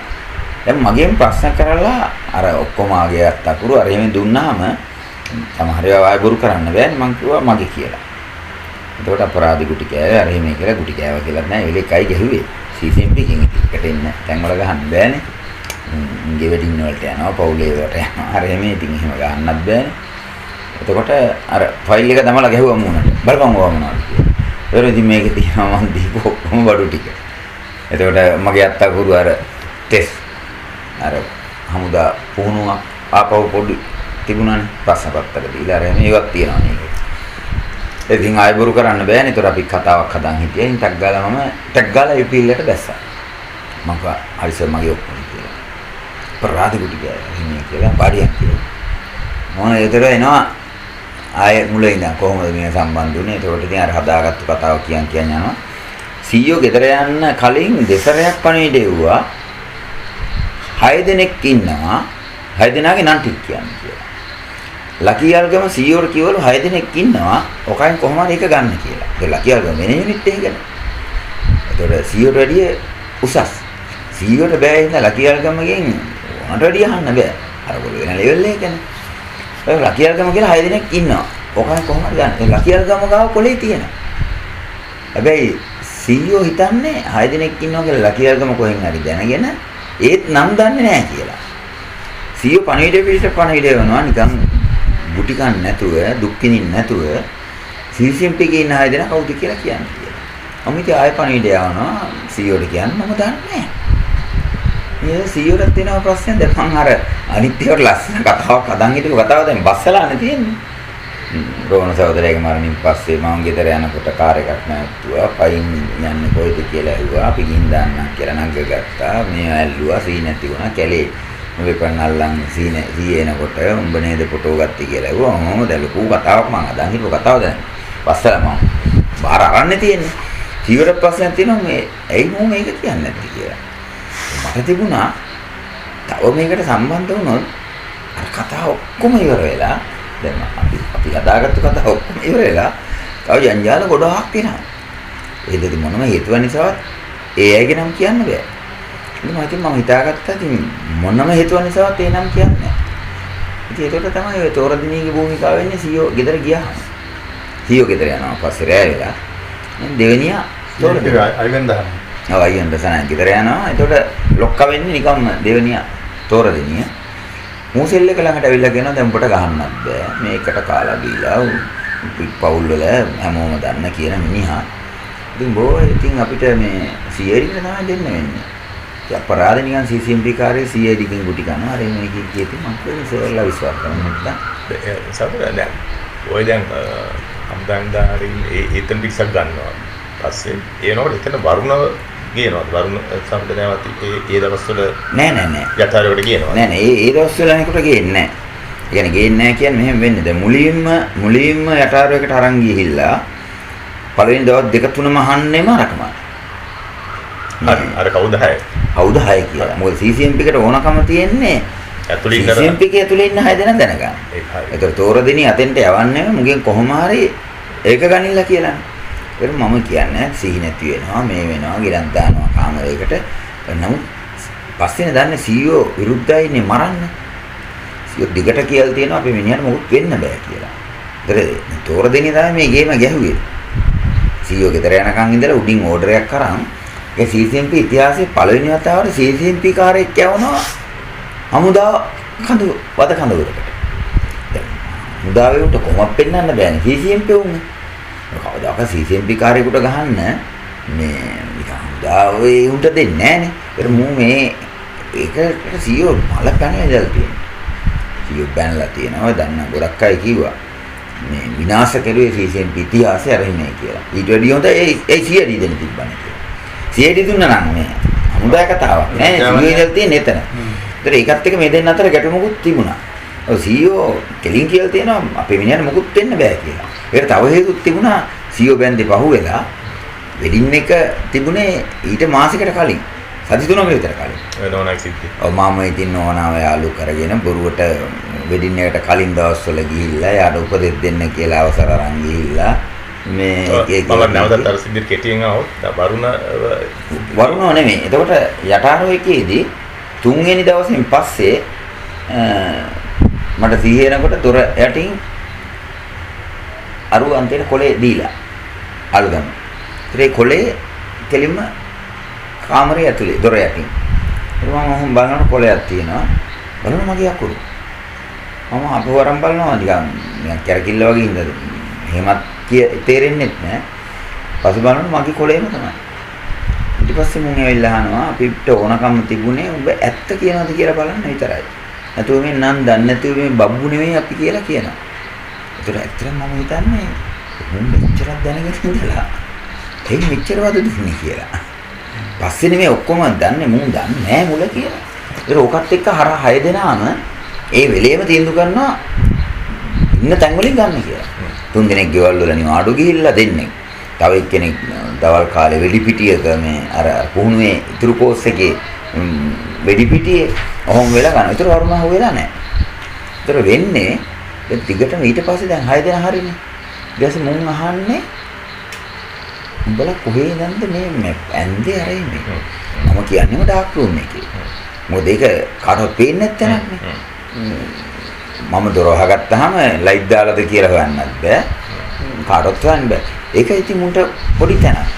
ඒක නමුත් මුන්ට තිබුණා කියන්නේ දැන් අපි මාත් එක කවුද ගන්දෙනු කරුවේ කියලා දැනගන්න. ඉතින් එතකොට මම කිව්වේ මේ මට ඉතින් එහෙම ලොකු සම්බන්ධකම් තිබුණේ නැහැ. ඔය එක වෙලාවක අර මේ කිරිහල් ළඟ එක්කෙනෙක් හම්බුණා. හොම ගියේ දැන් ඒ හම්බෙච්ච ඔරලෝසු මේ අර යකට අහුවෙලා නැහැ ඔරලෝසු අදපු කෙනා. එයාත් අහුවෙලා වගේ තැන් මම කීපයක් කිව්වා. නමුත් මුන්ට තිබුණා ඒ කියන්නේ ඊට වැඩිය මු අනිවාර්යයෙන් මේ අරවා ටික ගන්න එකට ගන්නකොට එනවනේ අදහසක්. එහෙම. ඉතින් ඒ ආසන්න කාලේ හමුදාවෙන් සාර්ථකව අයියාට ගත්ත තැන් එක එනවා මේ ලොකු කතාවක්. කොහොම වෙලා ඊට පස්සේ දැන් මම හිතුවා දැන් මොකක් හරි තැනක් නොකියුවොත් ඒක තව අමාරු වෙනවා කියලා. තව මේ කියනවා. ඒ හින්දා මම හිතුවා දැන් මොකක් හරි තැනක් කියන්න එනවා කියලා. මම හිතුවා හොඳම දේ පන්සල කියලා. ඒකට හේතුව ඊට මාසයකට කලින් නෑ මාස 3කට කලින් රෝණ සහෝදරයා මැරිලා සතියයි. මේ මැරිලා දවස් 3යි. ග්‍රාම සේවක කෙනෙක් කෙනවා මේ තමන් වෙච්ච බාරයක් ඔප්පු කරන්න. ඒතකොට පොඩි හාමුදුරුවන්ටම තමයි කරන්නේ නේ. මොකද්ද හේතුව කියලා හාමුදුරුවෝ වැඩේට සෙට් වෙලා තමයි ආන්නේ. ඒ වගේම අර මිනි මරුව මරපු කවදා හරි මරුවොත් මම මේක කරනවා කියලා කිව්වා. අර මේ කියලා කිව්වා. බලන්න රෝණ සහෝදරයා මම. ඔව් ඒ සහෝදරයා ආම්දුර දැන් සිවුරැල්ලත් ගිහිල්ලා ආයෙ නැවත ඇවිල්ලා ලියුමක් නිසා ඒ හාමුදුරුවෝ ගියා විතරනේ මම දන්නේ. ඔව් නෑ ඔබ හිතන්නේ ගියා කියලා. ගියා විතරක් නෙවෙයි හාමුදුරුවන්ට මමම ෆොටෝ කීපයක් ගහලා මට චිත්‍ර අඳින්නත් පුළුවන්. මම එක එක ක්‍රම වලට රැවුල් ඇඳලා ඩාර්ක් රූම් එකේ තියන් පොයින්ට් එක වැඩි වෙන මම කිට් කරන්න ඕනේ දහන්නේ. එතකොට දැන් ඒ හාමුදුරුවෝ ලියුමක් නිසා ඒ හාමුදුරුවෝ කියනවා මෙතන. ඔව් ඒ මම අබේසිංහාරාමේ කියනවා. හරි. අබේසිංහාරාමේ කියනවා එතන තමයි මොකද ප්‍රේමදාසික හොඳම පන්සලක්. එතකොට හාමුදුරුවෝ එතන ඉන්නවා. ලියුම හම්බ වෙනවා. ලියුම ලොකු හාමුදුරුවෝ කියනවා හාමුදුරුවෝ සිවුරු ඇරලා කියලා. මම පළවෙනි දවසේ එනවා. සිවුරු ඇරලා දැන් මාස 2කමාරක් විතර වෙනවා කියලා කියනවා. මම ඊළඟ දවසේ යනවා. ගිහලා ලොකු හාමුදුරුවන්ට කියනවා හාමුදුරුවනේ ලොකු සීන් එකක් මේක. මේ හමුදා තා පොඩ්ඩෙන් හමුදාවේ මෙච්චර ලොකෝ අරවමිනෝ ලොකු සීන් ගොඩක් කියලා අන්තිමට අහනවා මේ මොකක්වත් නැද්ද හාමුදුරුවෝ තරම් කියන දන්නේ කියලා. ඊට පස්සේ අර හාමුදුරුවෝ කියනවා නෑ මට ලියුමක් එව්වා කියලා. ඒතර ඒ ලියුම වල තියෙන්නේ ඔබ වහන්සේගේ දෙපා නැමෙද මට සමාව ගන්න. සදර නෑ ඒ හාමුදුරුවෝ නම් මොකද දැන් සිවුරු පුඤ්ඤරත්න. දැන් ඒ හාමුදුරුවෝ සිවිල් පිට නමකින් එතන ගිහින්නේ යට අපිට. කලින්මයි කම්සේ ඒ නමක් දන්නේ නැහැ කියන්නේ එතන සිවිල් පිට නෑ එහෙම නෑ. එතකොට දැන් ඒ හාමුදුරුවෝ මොනවද ඇවිල්ලා කියන්නේ? දැන් ඒ හාමුදුරුවෝ කියනවාද? එතකොට ඒ හාමුදුරුවෝ එතකොට තැනක එතකොට අර ලියුම එවන්නේ අහවල් පන්සලට આવත් මම ඔබ වහන්සේව හම්බෙන්නම් කියලා. මට වැඳලා සමාව ගන්න ඕනේ කියලා. ඒතර ඇත්තටම ඥාති ගෙදරක ඉඳලා තියෙනවා. ඒ ගෙදරට ගිහලා හාමුදුරුවෝ ගන්නවා. අරගෙන යටාරෝයකට ගියනවා. ඇවිල්ලා කියනවා මූට් එක එකතු වෙලා කරපු වැඩ ටික දැන් කියපන් කියලා. ඒකට හාමුදුරුවෝ ඉතින් මැප් බැලුවා ඒවයි අරවන්නවා කියලා. ඒක කියනකොට තේරෙනවා මේ ටිකක් ඒ කියන්නේ හාමුදුරුවෝ කියන අර රෝන් සහෝදරයාගේ මරණය ගැන මේ දැනගත්තු ගමන් මේක ඉක්මනින් යවන්න පුළුවන් හැම පැත්තෙම මේක යවන්න ඕනේ කියලා මම කිව්වා කියලා. ඉතින් දැන් මට රොෂාන් එක පාට අල්ල ගන්න බෑනේ. මම තව හැම තැන් වලටම මේක කියනවා. ඒක මම පන්සලටත් කියනවා දන්න හැමෝටම මේක කියන්නේ කියලා. ඒක හාමුදුරුවෝ ඒක කියනවා. ඒකට මුන්ට එනවා මේ හාමුදුරුවෝ ලේසිපාසු බඩුවක් නෙමෙයි කියලා. දැන් මේ එහෙම අදහසක් එනවා. ඒක දිගටම වද දෙනවා. වද දෙනකොට හාමුදුරුවෝ හැබැයි සයිලන්ට් කේස් එක දන්නේ නැහැ. ඒකට ඒ අතරේ දැන් මේ එක මෙහෙම නෙමෙයි යන්නේ. අන්තිම කාලේ වෙනකොට දැන් මගේ පළවෙනි අත්තකුරු ටික CID එකෙන් සිංහලෙන් යවන්නේ. ඒක කරන්නේ ප්‍රශ්න පත්‍රයෙන්. අර කෝස් එකේ අවසාන භාගය ටෙස්ට් එකක් තියෙනවා ගන්න. ඒකේ තරම විභාගෙ මත කැලලක් මගේ අහම්බයක් වෙලා මගේ ඇරෙනවනේ. ඒක මගේ ප්‍රශ්න පත්‍රය විතරයි යවන්නේ. උන් ලියලා යවනවා සිංහල අකුරු මෙයාගෙම බවට හැංගෙනවා. ඒ මැප් එකේ වැඩිපුර තියෙන ඉංග්‍රීසි අකුරු නිසා ඉංග්‍රීසි අකුරු ටිකුත් අත්‍යවශ්‍යයි කියලා. ඒතර CEO තීන්දුව කරනවා මූ පස්සේ දැන් කොහොමද ෆලෝ කරන්න ඕනේ. ඒ අතරේ තව දැන් මම වැඩ කරගෙන යනවා. ඒතර දැන් මම වැඩ ඇරලා යනකොට මම පස්සේ බඩු දානවා. මම ඒ වෙනකොට යන්නේ ප්‍රදීප් ස්ටෝර්ස් ළඟටම තමයි.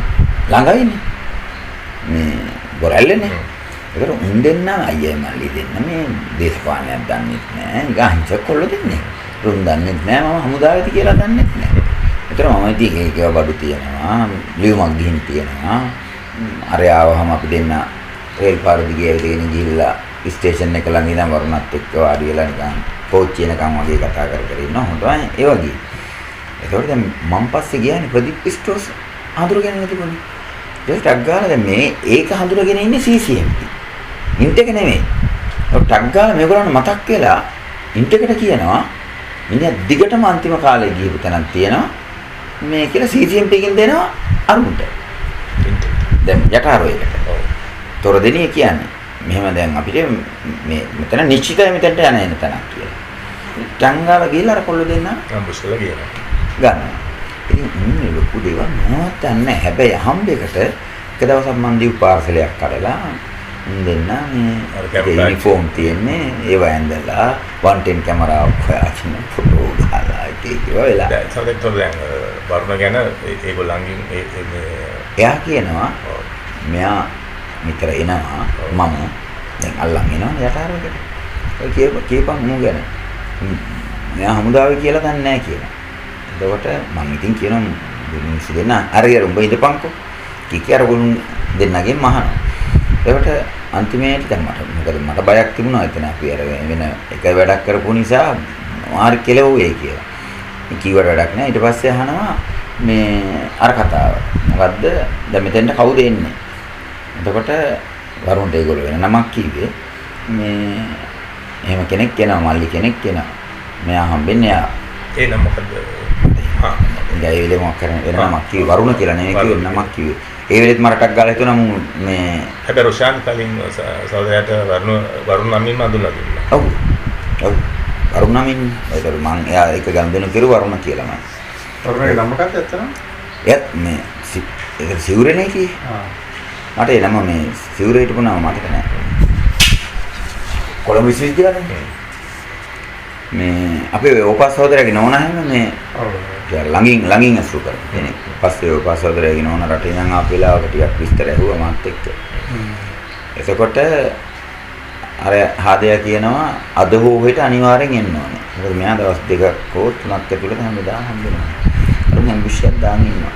දවස් දෙකක් හෝ තුනක් ගිහිල්ලා කරනවා. එක්ක දෙකයි දෙවෙනි දවසේ එක්ක තුන්වෙනි දවසේ.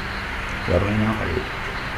දැන් සක වරුණව යටාවට ගෙනාට පස්සේ වරුණ කොයි ආකාරයෙන් හැසුරුනේ? වරුණ ඉතින් සම්පූර්ණයෙන් මට අදටත් මට මම ඉතින් ඕන තරම් දැකලා තියෙනවනේ මම ආරණ මිනිස්සුත් දැකලා තියෙනවා. අල්ලන් ඉන්න මිනිස්සුත් දැකලා තියෙනවා. ඉතින් වරුණ කියන්නේ මම ඇත්තට හිතුවේ වරුණගේ ඒ අහිංසක මූණයි පෙනුමයි හරි මට සිලුටු යන්නේ දැන් ඒ වුණා මම දන්නේ නැහැ නේ මහානෙලා හිටපු කෙනෙක් කියලා. මම දන්නේ නැහැ මට යා කියලාත් නැහැ මම අහලත් නැහැ මම දන්නෙත් නැහැ. මට නිකන් එයාගේ අතපයි නම් දැනෙනවනේ මේ හරි මේ සිමතු බව. මට සිලුටු. ඒතර මම හිතුවේ මේ ඇත්තටම මේ පොඩි කොල්ලෙක් කියලා මුලින්. පස්සේ බලනකොට එයා නෑ පොඩිත් නෑ. නමුත් මට පේන්නේ තාමනේ අවුරුදු 18ක විතර කොල්ලෙක්ගේ පෙනුමයි මට පේන්නේ. එතකොට දැන් පස්සේ නේ මම දන්නේ මහාන වෙච්ච කතාව. මම හිතුවේ ඇත්තටම එයාට දරා ගන්න බැරි වෙයි කියලා. ඒ වෙනකොට ඉඳ වැටලා අපි නැවත මේක හදා ගන්න කරපු වැඩ ගොඩක් තියෙනවා වරුණත් එක්ක. මම හිතුවේ ඉවරම කියලා. වරුණ අල්ලන් හිටපු ඉඳිල්ල මගේ ජීවිතේ මම කිසිම ගේමක් නැතුව එමුන්ට පස්සෙන් තිබුණානේ මට වද දෙද්දී මරන්න බෑ කියලා. ඒක පස්සේනේ මම දන්නේ. ඒ වෙලේ මම දන්නේ නැහැ. නමුත් මේ දැන් අපි අර පැනලා යන්න ගිහිල්ලා එක වෙලාවක අහු වෙනවනේ LTT කෙනෙක් එක්ක උදව්වෙන්. ඌ කොහොම මාරනවනේ. ඒ වෙලෙත් නැත්තම් පැනලා යන්න හදන එකෙකුට ඉවරම කරනවනේ.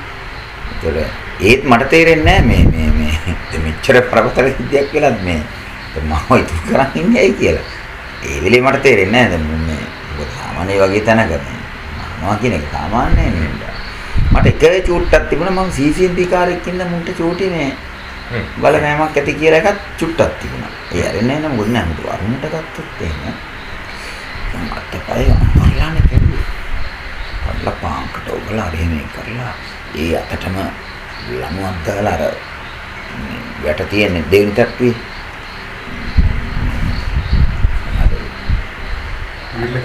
රීල් ඒකට දාලා වතුර අදිනවා වගේ හිට මෙහෙට කෙරුවා පිස්සෙන් වගේ.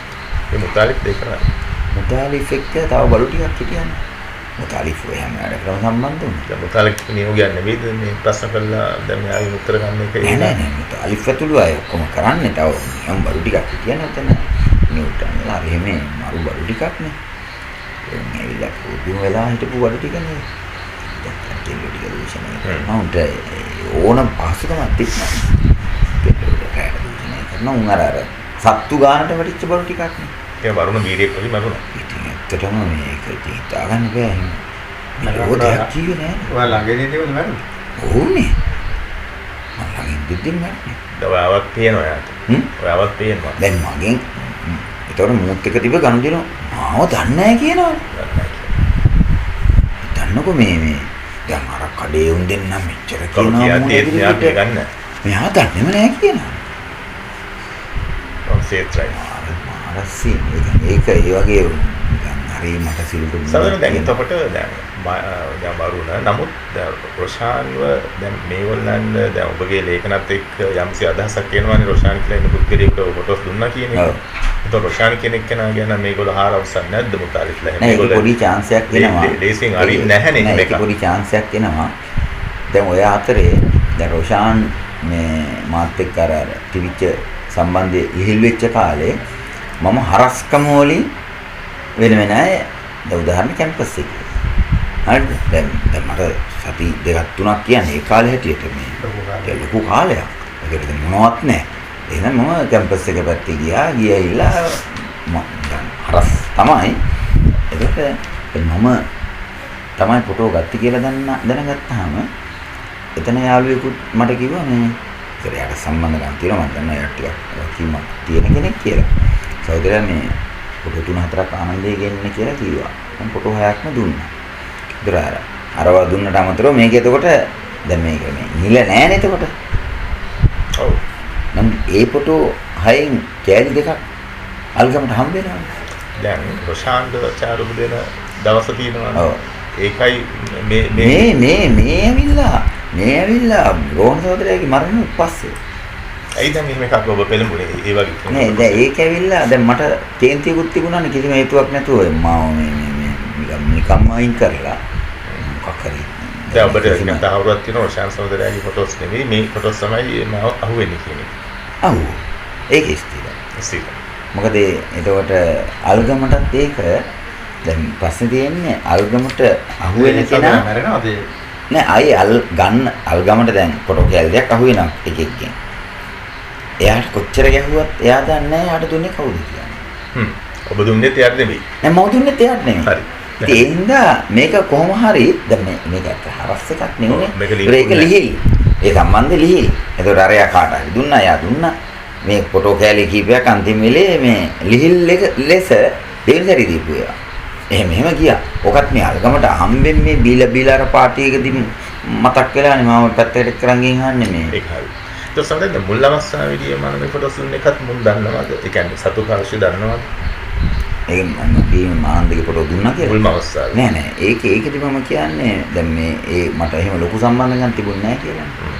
එතකොට දැන් අරවා දුන්නේ කාටද කියලා අහුවාම මේ දැන් ඔය හම්බෙච්ච ෆොටෝ ඒ වෙලේ මම කියන්නේ ඒව මම දුන්නේ නැහැ කියලා. ඒකට හේතුවක් තියෙනවා. අපි අර වෙන ගේමක් ගහලා GFC එකට බැරි වුණා නේද? එහෙනම් මම කියන්නේ ඔය යාගේ ෆොටෝ දෙන්න මට එහෙම සම්බන්ධයක් තිබුණේ නැහැ. අරයා ඉඳලා හිටලා හම්බෙන්නේ හැමදාම නෙමෙයි. ඒ කියන්නේ දැන් මට සම්බන්ධ තියෙන කෙනා. එතකොට රෝහණ විජේවීරගේ ඝාතනය කරපු අයගේ ෆොටෝ ඉල්ලුවා. මම අර පාටියේ ෆොටෝ දුන්නා. මම ඒකට ඔන්න ඒක කෑල්ලා. හරි ඒ කියන්නේ ඔබ අදහස් කරන්නේ රොෂාන් ගැන ඒ කියන්නේ තවදුරටත් මේගොල්ලෝ ආහාරවස්තු නැද්ද ඔය කියන කතාවත් එක්ක ඒ කියන්නේ රොෂාන් කියන්නේ කොයි වගේ ඔව් නෑ ඒකෙදි දික්කටම ඒටයි එක දුන්නා. ඒගොල්ලන්ට ලොකු මනාවක් තිබුණා. ඒක තව අය උතෙන්ට ආවනේ සිවිල් පොරවල් පවා.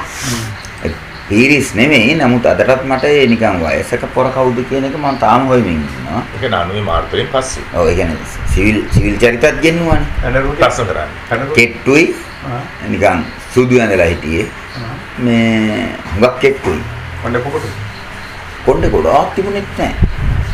ටිකක් ඉස්සරහ හරිය මොන මාසේ වගේද? ඒ කියන්නේ 90 දැන් මාර්තුනේ මං අහුවෙන්නේ. ඔව්. මම 17ක් නේ අතාර එකේ ඉන්නේ. ওই 17 ඇතුලේ. 17 ඇතුලේ. ඒ විවිධ ප්‍රශ්න. ඒක ඌව ගෙන්නේ මට තිබුණා මුමු වගේ එකෙක් ජයිපේ නිකන් මේ පල්ලෙහා තැනක තියන්න හේතුවක් නෑ. එන්න දැන් උන්ට දිගටම ඕන වුණා මේ මාත් එක්ක ගම්දෙනු කිරුවේ කවුද කියලා. සහෝදරයා මේ බෙදලා පස්සේ සමන් පීස් එක සහෝදර මොන ගැස්සන කියන මේගොල්ලෝ දන්නවද? නෑ එහෙම දන්නවා. දැනගත්තට පස්සේ අද රාජ්‍යයේ සිද්ධියත් එක්ක නෑ හාමුදුරුවෝ දන්නේ නෑනේ. හාමුදුරුවෝ දන්නේ නෑනේ සමන් පීස් එක කියලා. හොඳ කියමුන්නේ. හාමුදුරුවෝ මරනවානේ. එතකොට දැන් හාමුදුරුවෝ මරනවා කියලා දන්නේ වදාකට නවරත්න හරි කවුරු හරි පත්‍රයකට ලිපියක් ලියනවා.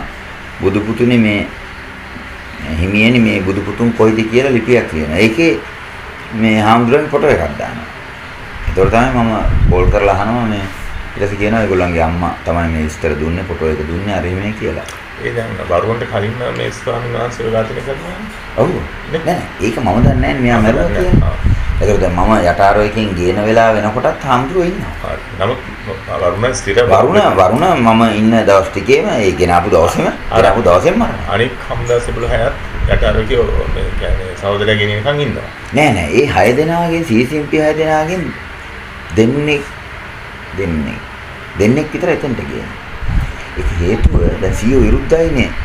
දිගටම මේ CCMP කාර්යය අතෙන්ට යවපෙකට. ඒකට ඒ හින්දා යවන්නේ නැහැ කවුරුවත්. 6 දෙනාම මේ උදාමුදා පොලිසිය තියන් තමයි ප්‍රශ්න කරන්නේ. ඒ ප්‍රශ්න කරන අතරේ පොඩි එක පොයින්ට් එකක් දැනගන්න විතරක් නිකන් ප්‍රශ්න කරනවා කියලා වද දෙන්න නෙවෙයි. වද දෙන්න වැඩේ සීව නවත්තලා තින්නේ. ඒ පිස්සුව කරන්න බෑ කියලා. බන්දුල සේනායි තව කෙනෙකුයි ගේනවා යටාරේ. ඒ ගෙනල්ලා මාව පෙන්නලා කියනවා මූට කර වෙලා තියෙන දේ තොපිට කරගන්න ඕනේද කියලා අහන්නේ. කවුද බන්දුලසේ? බන්දුලසේන කියලා ඒ 6 දෙනා එක්කෙනෙක් හිටියා පස්සේ විපක්ෂ නායකයෙක් මේ සභාපති හිටියා ප්‍රාදේශ සභාව. බොක්සින් එක නාද? බොක්සින් එක. දැන් සහෝදර දැන් ඔය අතරේ ඒ කියන්නේ ප්‍රශ්න කරන්න ගෙනාවේ නෑ ඒගොල්ලෝ. රාජපක්ෂ කියන හමුදා එක්කන පිළිගත්තද සයිනයිට් එක යනවා. ප්‍රශ්න තියෙන්නේ එයාගේ කබඩ් දැන් ගත්තු ගමන් ඒගොල්ලන් කබඩ් චෙක් කරනවා. 6 දෙනාගේම කබඩ් චෙක් කරනවා. කබඩ් චෙක් කරනකොට රාජපක්ෂයේ කබඩ් එකේ තියෙන සයිනයිට් කැප්සියුල් එක පිළිගන්න උනා. එයාගෙන් දිගටම අහන්නේ මේක මොකටද තිබ්බේ කියලා. ඒකට එයාට ඒකට උත්තරයක් නැති වෙනවා. ඊපස්සේ එයා එක වෙලාවක් කියනවා ඒක මගේ නෙමෙයි, එයාගේ නෙමෙයි කියලා. ඒක කාගේද කියලා හොම මගේ කියනවා. ඒතර මගෙන් ඇවිල්ලා අහනවා ඔබ දුන්නද මෙහෙම එකක් රාජපක්ෂට කියලා. මම කියනවා මම දන්නේ නැහැ කියලා. ඊට පස්සේ රාජපක්ෂට ගිහින් කියනවා තුපිටයකෝ අංගරු කියනවා මේ ඒක උඹේ කියලා. රාජපක්ෂලා මල් පානවා. දැන් හොනේ ඒවා වෙන්නේ. රාජපක්ෂ දන්නවනේ මිනිහාගේ නෙවෙයි කියලා. ඒකට දැන් ඕවා මොන වෙලාවක වෙන දේවල් නේ. රාජපක්ෂලා මල් පානවා. රාජපක්ෂය කියනවා මේ ඔක මගේ නෙවෙයි සර්. මම ඕන කියන්නේ සිද්ධියේ කියලා කියනවා.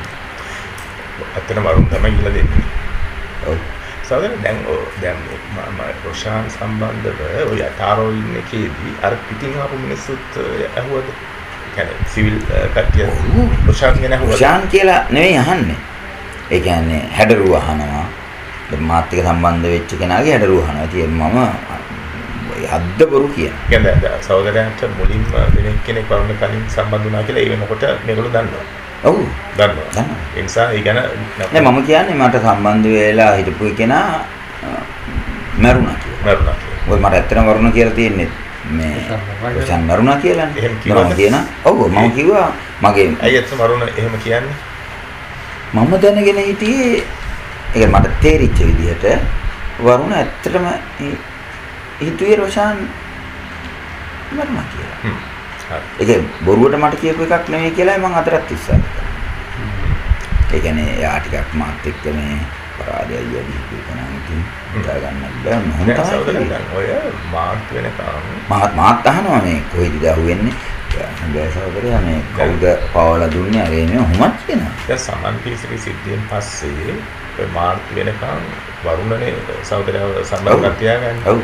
පක්ෂ ආන්තරේ හොය දේශපාලන වශයෙන් යමක් කරන්න යෝජනා කළාද නැත්නම් ඔබත් එක්ක සම්බන්ධතාවය විතරක්ද පවත්වන්න ගියේ යම්සි මොකක්ද එතන නෑ ඒකට අර මොකද සමන්ගේ සිද්ධියෙන් පස්සේ මම මේ තමන් සහෝදරය සිද්ධියෙන් පස්සේ දැන් මාර්තු 14 වෙනකම් වරුණ දැන් නෑ මාර්තු 14 වෙනකම් ඒතර ඒ වෙනකොට දැන් මුල්ම වැඩේ තමයි තමන් සහෝදරයත් දෙරි තීන්දුවක ඉන්නවනේ පසුබැස්සත් බහින්න ඕනේ රංජනගේ වැඩි දීලා. රංජන විතරක් නෙමෙයි. අර ලොකු කොළඹ ආවට ලොකු වැඩක් කරනවානේ. මේ තෝරාගත්තු තැන් ටිකක් එක්ක. ඒක ටිකක් මේ ලොකු බරක් දාලා කරපුවා. ඒකෙන් තමයි දෙවෙනි සෙට් එක යන්නේ. තරම් දෙවෙනි සෙට් එක යන්නේ ඒක ටිකක් අපරාධයක් කරගත්තේ. එයාට තිබුණා නිකන් පසුබැස්සාම අර මනෝභාවය.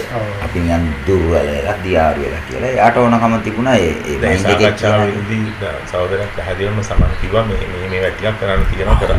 ඒවට දාලා අපි දැන් හිතුවා ඒවල දාලා බඩු ගන්න ඕන විදිය හිතුවා.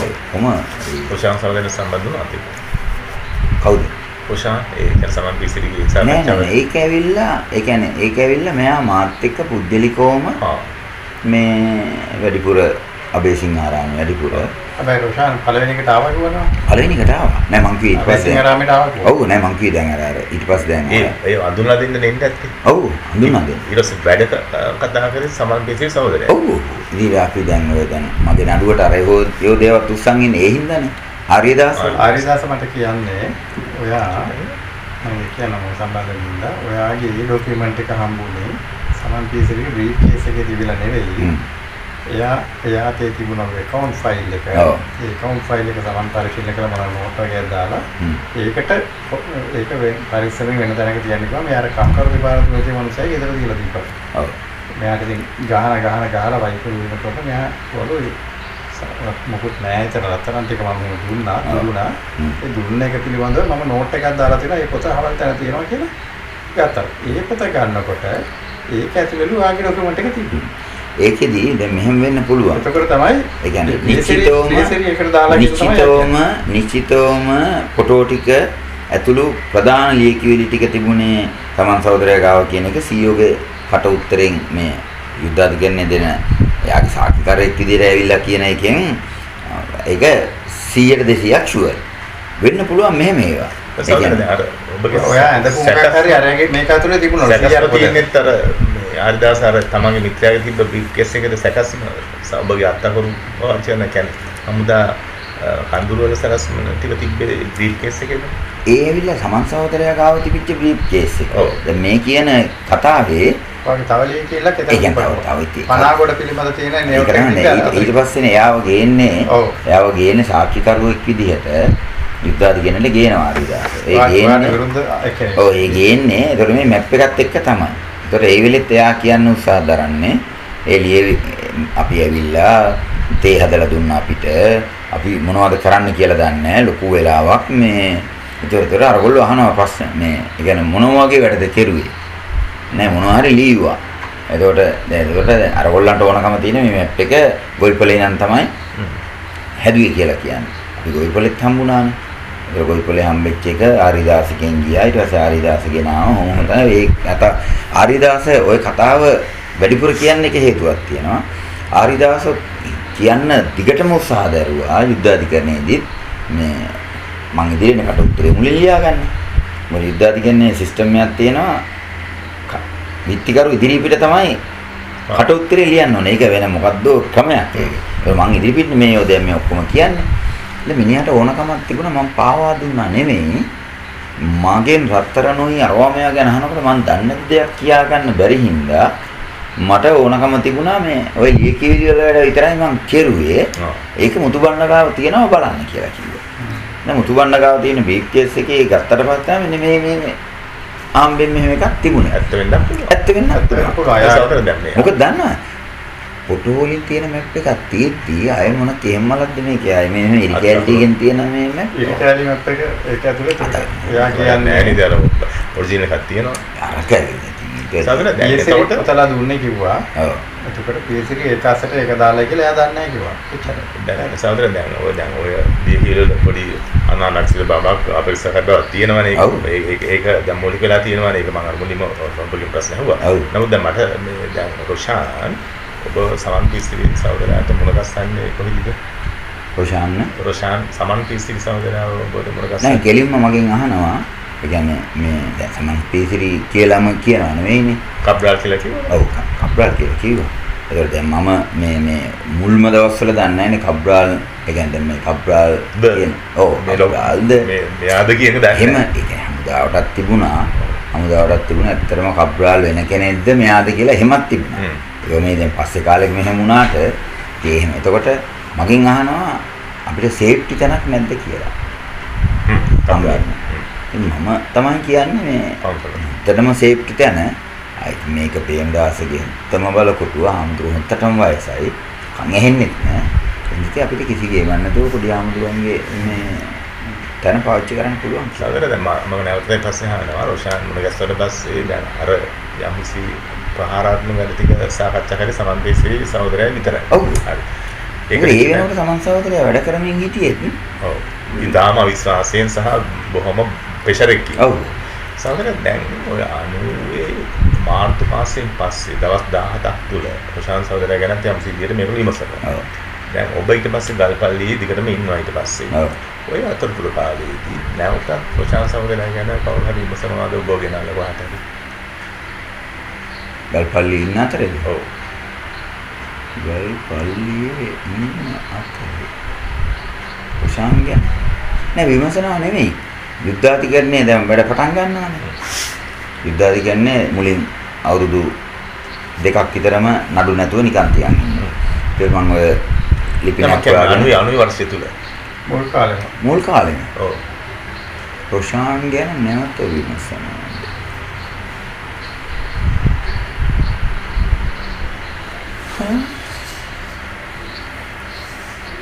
එහෙම මට මතකයි. එහෙම මතකයි. දැන් රොෂාන් සහෝදරයා දැන් සන්නද්ධංශේ නායකයෙක් වශයෙන් හැදුණාද නැත්නම් දේශපාලන කටයුත්තක් දැන් හම්දානදාරින් එක කරන මේ ජයිකේ සමාජික වශයෙන් හැදුණාද සහෝදරයා? නෑ එකක් ඇවිල්ලා මේ දැන් දේශපාලනය ගැන කතා කරනකොට මේ ටිකක් ඒ මොකටවල වල මතුවෙන කාරණා කතා කරනකොට ඉතින් දේශපාලනයත් ඉතාම ඉහළින් කියලා තේරෙනවා මට. මට කිසිම වෙලාවක තිබුණේ නෑ මෙයා මේ සන්නද්ධ වැඩේ විතරයි කියලා. නමුත් මේ එයාගේ වැඩිපුර නැඹුරුව ටිකක් ඒ පැත්තට කියන එක දැනලා තිබුණා. කියන්නේ හැම වෙලේම අහනවා අලුත් වෙපන් ගැන අහනවා. දැන් හිටපු ගමන් ඔය හමුදා පාවිච්චි කරන අලුත් වෙපන් තියෙන්නේ. ඒ කාලේ ඒකට ආවනේ මිනි වෙපන් වල ඉඳන් ඒවල ක්‍රියාකාරීත්වය වත් අහනවා. එතකොට තේරෙනවා නිකන් ඒවා ගැන අර අපි තේරෙනවා ටක් ගාලා ඒවා ගැන වැඩිපුර අහනකොට ඒවා ගැන ටිකක් උනන්දුව ඒ පැත්තට වැඩි කෙනෙක් කියලා. එතකොට රොෂාන් සහෝදරයා දැන් වෙනත් සමාජිකයන් එක්ක ගනුදෙනු කරන බව ඔබට හැඟිලා තිබ්බද ඒ වෙනකොට? නෑ. දැන් බොහොම සූක්ෂම විදිය තමයි මම දැන් ඔබට ගනුදෙනු කරන්නේ. එතකොට සමන්තිස්ගේ සහෝදරයාව අපි කියමු කබ්බල් ඒ උදාහරණයක් ගත්තොත් කැප්ටන් නිසංකෝ ආපහු මේ මට මම වැඩ කරන කාලේ මොන විදියකින්වත් හම්බෙලා නැහැ. ඒකට මම අත්තරංගු ඉන්දෙත් තමයි කැප්ටන් නිසංක ගෙනල්ලා මං ඉන්න තැනට දාන්නේ. එහෙම නැතුව දැන් අපිට කමිටුවක් තිබුණාට ඒ කමිටුවේ කැප්ටන් නිසංක ඉන්නේ නැහැ. කැප්ටන් නිසංක රොෂාන් සම්බන්ධ තිබ්බ කියලා බෙහෙතනවා. නෑ රොෂාන් එක සම්බන්ධයක් නෑ. ඒක කැප්ටන් නිසංක සෝමාන්සෝ ඉලිද්දාම් සිද්ධිය ගැන බත් එක සාකච්ඡා කරන මාර්ගයන්ස කිව්වද ඒක? ඇත්තම ඒ සිද්ධිය මොකක්ද සහෝදරයා කියන්නේ සෝමාන්සෝ දාන්න සම්බන්ධ වෙච්ච පිරිස ගැන නිසංක ඒ කියන්නේ කැප්ටන් මොනවද කිව්වේ? يعني එකක් කැප්ටන්ට ලොකු දේශපාලන ගනුදෙනුවක් නෙමෙයි පක්ෂෙත් එක්ක තිබුණේ පුජ්‍යල ගනුදෙනුව. ඒ පුජ්‍යල ගනුදෙනුව කෙලිම සෝමාංශ මතම නිර්මාණය වෙච්ච එකක්. හරිද? ඒ කියන්නේ කලුතර කැප්ටන් කලුතර ඒවත් එක්ක හැදිච්ච මේ කාලේ නම් හැදිච්ච එහෙම ගනුදෙනුවක්. එතකොට ඊට පස්සේ දැන් ඔය රෝන් සෝදරයට ගියක් හොයන්න ඕනේ කියන එකත් මේ රෝන් සෝදරයට කියලා කිව්වේ නෑ. කැප්ටන් එක්ක කතා කරලා තියෙනවා. يعني කැප්ටන් එක වෙලාවක මට කිව්වා මේ අපරාධී වෙලේ දැන් අපි දන්නේ නැහැනේ දැන් මේ රෝණ සහෝදරයාට ගෙවල් හොයන්නේ කියලා. දැන් මෙහිම උඩ වෙලා තියෙන ඒවා අපි දන්නේ නැහැනේ. එහෙම හිතුණා නම් මට තාමත් තියෙන ෂොක් එක මේ එහෙනම් ඉතින් අපි මොකද මේකේ ක්වාටර්ස් එකේ හරි තියාගන්න තිබුණා කියලා. කැන්දලන්දේ. යා හිටියේ කැන්දලන්දේනේ කැප්ටන් හිටියේ. ඒ එහෙම මේ ඒකට ඒ කියන්නේ ඒ ගියක් හොයනවා කියන ඒවා කියලා තිබුණා. ඊයෝ මේ හොයන්න ඕනි කියලාට බරපතල ලෙස කිව්වා කියලා. ඔව් එහෙම. එතකොට ඊළඟට තියෙන්නේ මෙයාගේ සෝමංශෝ යවන වැඩේට තමයි මෙහා වැඩිපුරම ඉස්සත් උනේ. ඒකෙදි ඉතින් කිව්වා ඔය ජීපු සමහර තැන් වල හමුදාවෙන් නැවැත්තුව හැපැත්තේ සීට් එකේ ඉන්නේ මේ දැයිතර සෝමංශ මෙයාට ගාලා ආමි ඇජෙන්ට් දුන්නාම කොල්ල සැලියුට් ගහලා හරිසර් කියලා කිව්වම දෙපළකින් අපි මාර් වේරිලා බේරුණා. මේක වෙලාවක නම් හිතුවා ඉවරමයි කියලා. ඉතින් මේවත් කියලා තියෙනවා. කියන්නේ ඒතර අන්තිම කාලේ එනකොට මෙයාගේ කැප්ටන් කම් පාවිච්චි කරලා සෝමාංශ එහෙම ඒවා ටිකක් කරලා තිබුණා. වැඩිපුර ඉතින් ඉන්දියාවට යවන වැඩේට තමයි වැඩිපුර ටිකක් බර තියලා බහැපු ක්‍රියාන්විතයක් තියෙනවා නම් කැප්ටන් ඒක තමයි ඒක.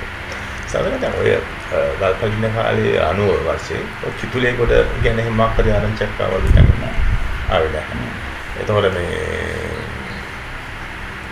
වෙන ඔය සිද්ධියට يعني සෝමාංශ ඉන්දියාවට යන වැඩේ සම්බන්ධ වෙන කාය හරි සම්බන්ධව මෙහෙම වුණානේ. දැන් සෝමාංශතොර ගියා. කැප්ටන් අහුණා. ඒකට ඊට පස්සේ අපි ඇතුලේ ඉඳි තමයි අර යාපු කියන අතරම උඩ ගත්තා කියලා ආරංචි වෙන්නේ. රන්සිරි කියන්නේ ඉතින් කැප්ටන් ගොඩාක් දේවල් කිව්ව හොඳ හිත හොඳ කොල්ලෙක් බය නැහැ මාර චරිතයක්. අර මේ හොම කීප ඒවා ටිකක් තිබුණා.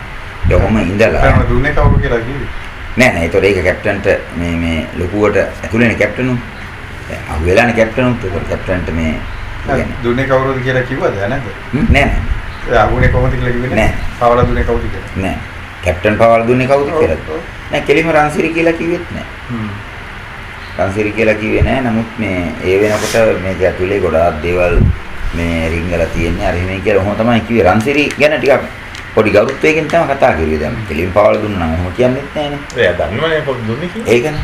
එහෙම කිව්වේ නෑ. නෑ එහෙම කිව්වේ නෑ. එතකොට දැන් ඔහොම ඉඳලා ඊට දැන් අර BBC එකේ යන්න පටන් ගත්තනේ. ඒක ගාම් වික්‍රමසිංහ හෝ දෙමළ හරි කවුරු වික්‍රමසිංහ ගැන කතා කරා. කිව්වද මේ අපේ කැප්ටන් නිසා. වික්‍රමසිංහ කෙනෙක්. ඔව්. සෙල්වා දෙමළ කෙනෙක් ඔකට සම්බන්ධ කතා කරනවා. ඒ කියන්නේ ඉන්දියාවට යවන වැඩේට නම් මට නම මතක් වෙන්නේ නැහැ. කොහොමද නිකන් යවන වැඩේට අර නිශ්චිතයි. ඒකට බෝට්ටුවේ කතාවට ටිකක් මේ යත් එක්ක තව දෙන්නෙක් සම්බන්ධ වුණා කියලා කිව්වා. ඔව්. ටිකක් ඒක ගැන හොඳට දන්න කෙනෙක් කියලා කිව්වා. මට එහෙම නමක් මතක නැහැ. ඒකට ඊට පස්සේ දැන් මම ලියුමක් යවන්න ගිහලා ආයෙ තොර දිනේට අහු වෙනවනේ. රෝමන්ස්ට. අර ලන්ඩන් ලිපිනේට. යනුවෙන් පස්සේනේ. අනුවෙන් පස්සේ දැන් ඒකට අපිට මොකුත් ගහෙලි නැහැ. ගිහලා ගල්පල්ලියට දාලා තියෙන්නේ. ඒකට මම දිග ලිපියක් ලියනවා. ලියලා කැප්ටන් ගෙනෝන හරහා තමයි යවන්න සෙට් කරන්නේ. මේ යාවදී චෙක් කරන්න නැති හින්දා. එතකොට ඒක අහු වෙනවා. අහුණාම ආයෙ මුන්ට තේරෙනවා මේ තාම මොකක් හරි ලයින් එකක් යනවා කියලා. ඒතර ලයින් එකක් ගියා නෙමෙයි. මම තමයි මේ try එකක් දෙන්නේ දැන්. මේ මොකක් හරි කාර්යාලයක් කියලා මගුලක ලිපිනයක් තියෙනවනේ. ඒ ලිපිනෙට තමයි මේ යවන්න හදන්නේ. පබ්ලිෂ් කරන්නේ. ඔය ඒතර ඒක අහුණාට පස්සේ දැන් ඔහොම වෙලා ඊට පස්සේ අපිට පණිවිඩ දැන් පක්ෂෙත් එක්ක සම්බන්ධය හැදුනාට පස්සේ අපිට පණිවිඩයක් කියනවා සෝමාංශ මේ මැගසින් එකට ගෙනත් දාලා ඉන්නවා චරිතයක් මොනම හේතුවක් නිසාවත් එයත් එක්ක ගනුදෙනු තියාගන්න එපා මිනිහා ද්‍රෝහියෙක්. ඒ තමයි අර දේවානන්ද. සරත් දේවානන්ද ගෙනත් දානවනේ මැගසින් එකේ. ඒ සරත් දේවානන්ද ගිහිනේ කොයි කාලෙද? ඒ ඇවිල්ලා තර පීවාට්ස්ගේ ඉන්නේ නෑ. මම මේක ඔෆ් කරනවා. දැන් අර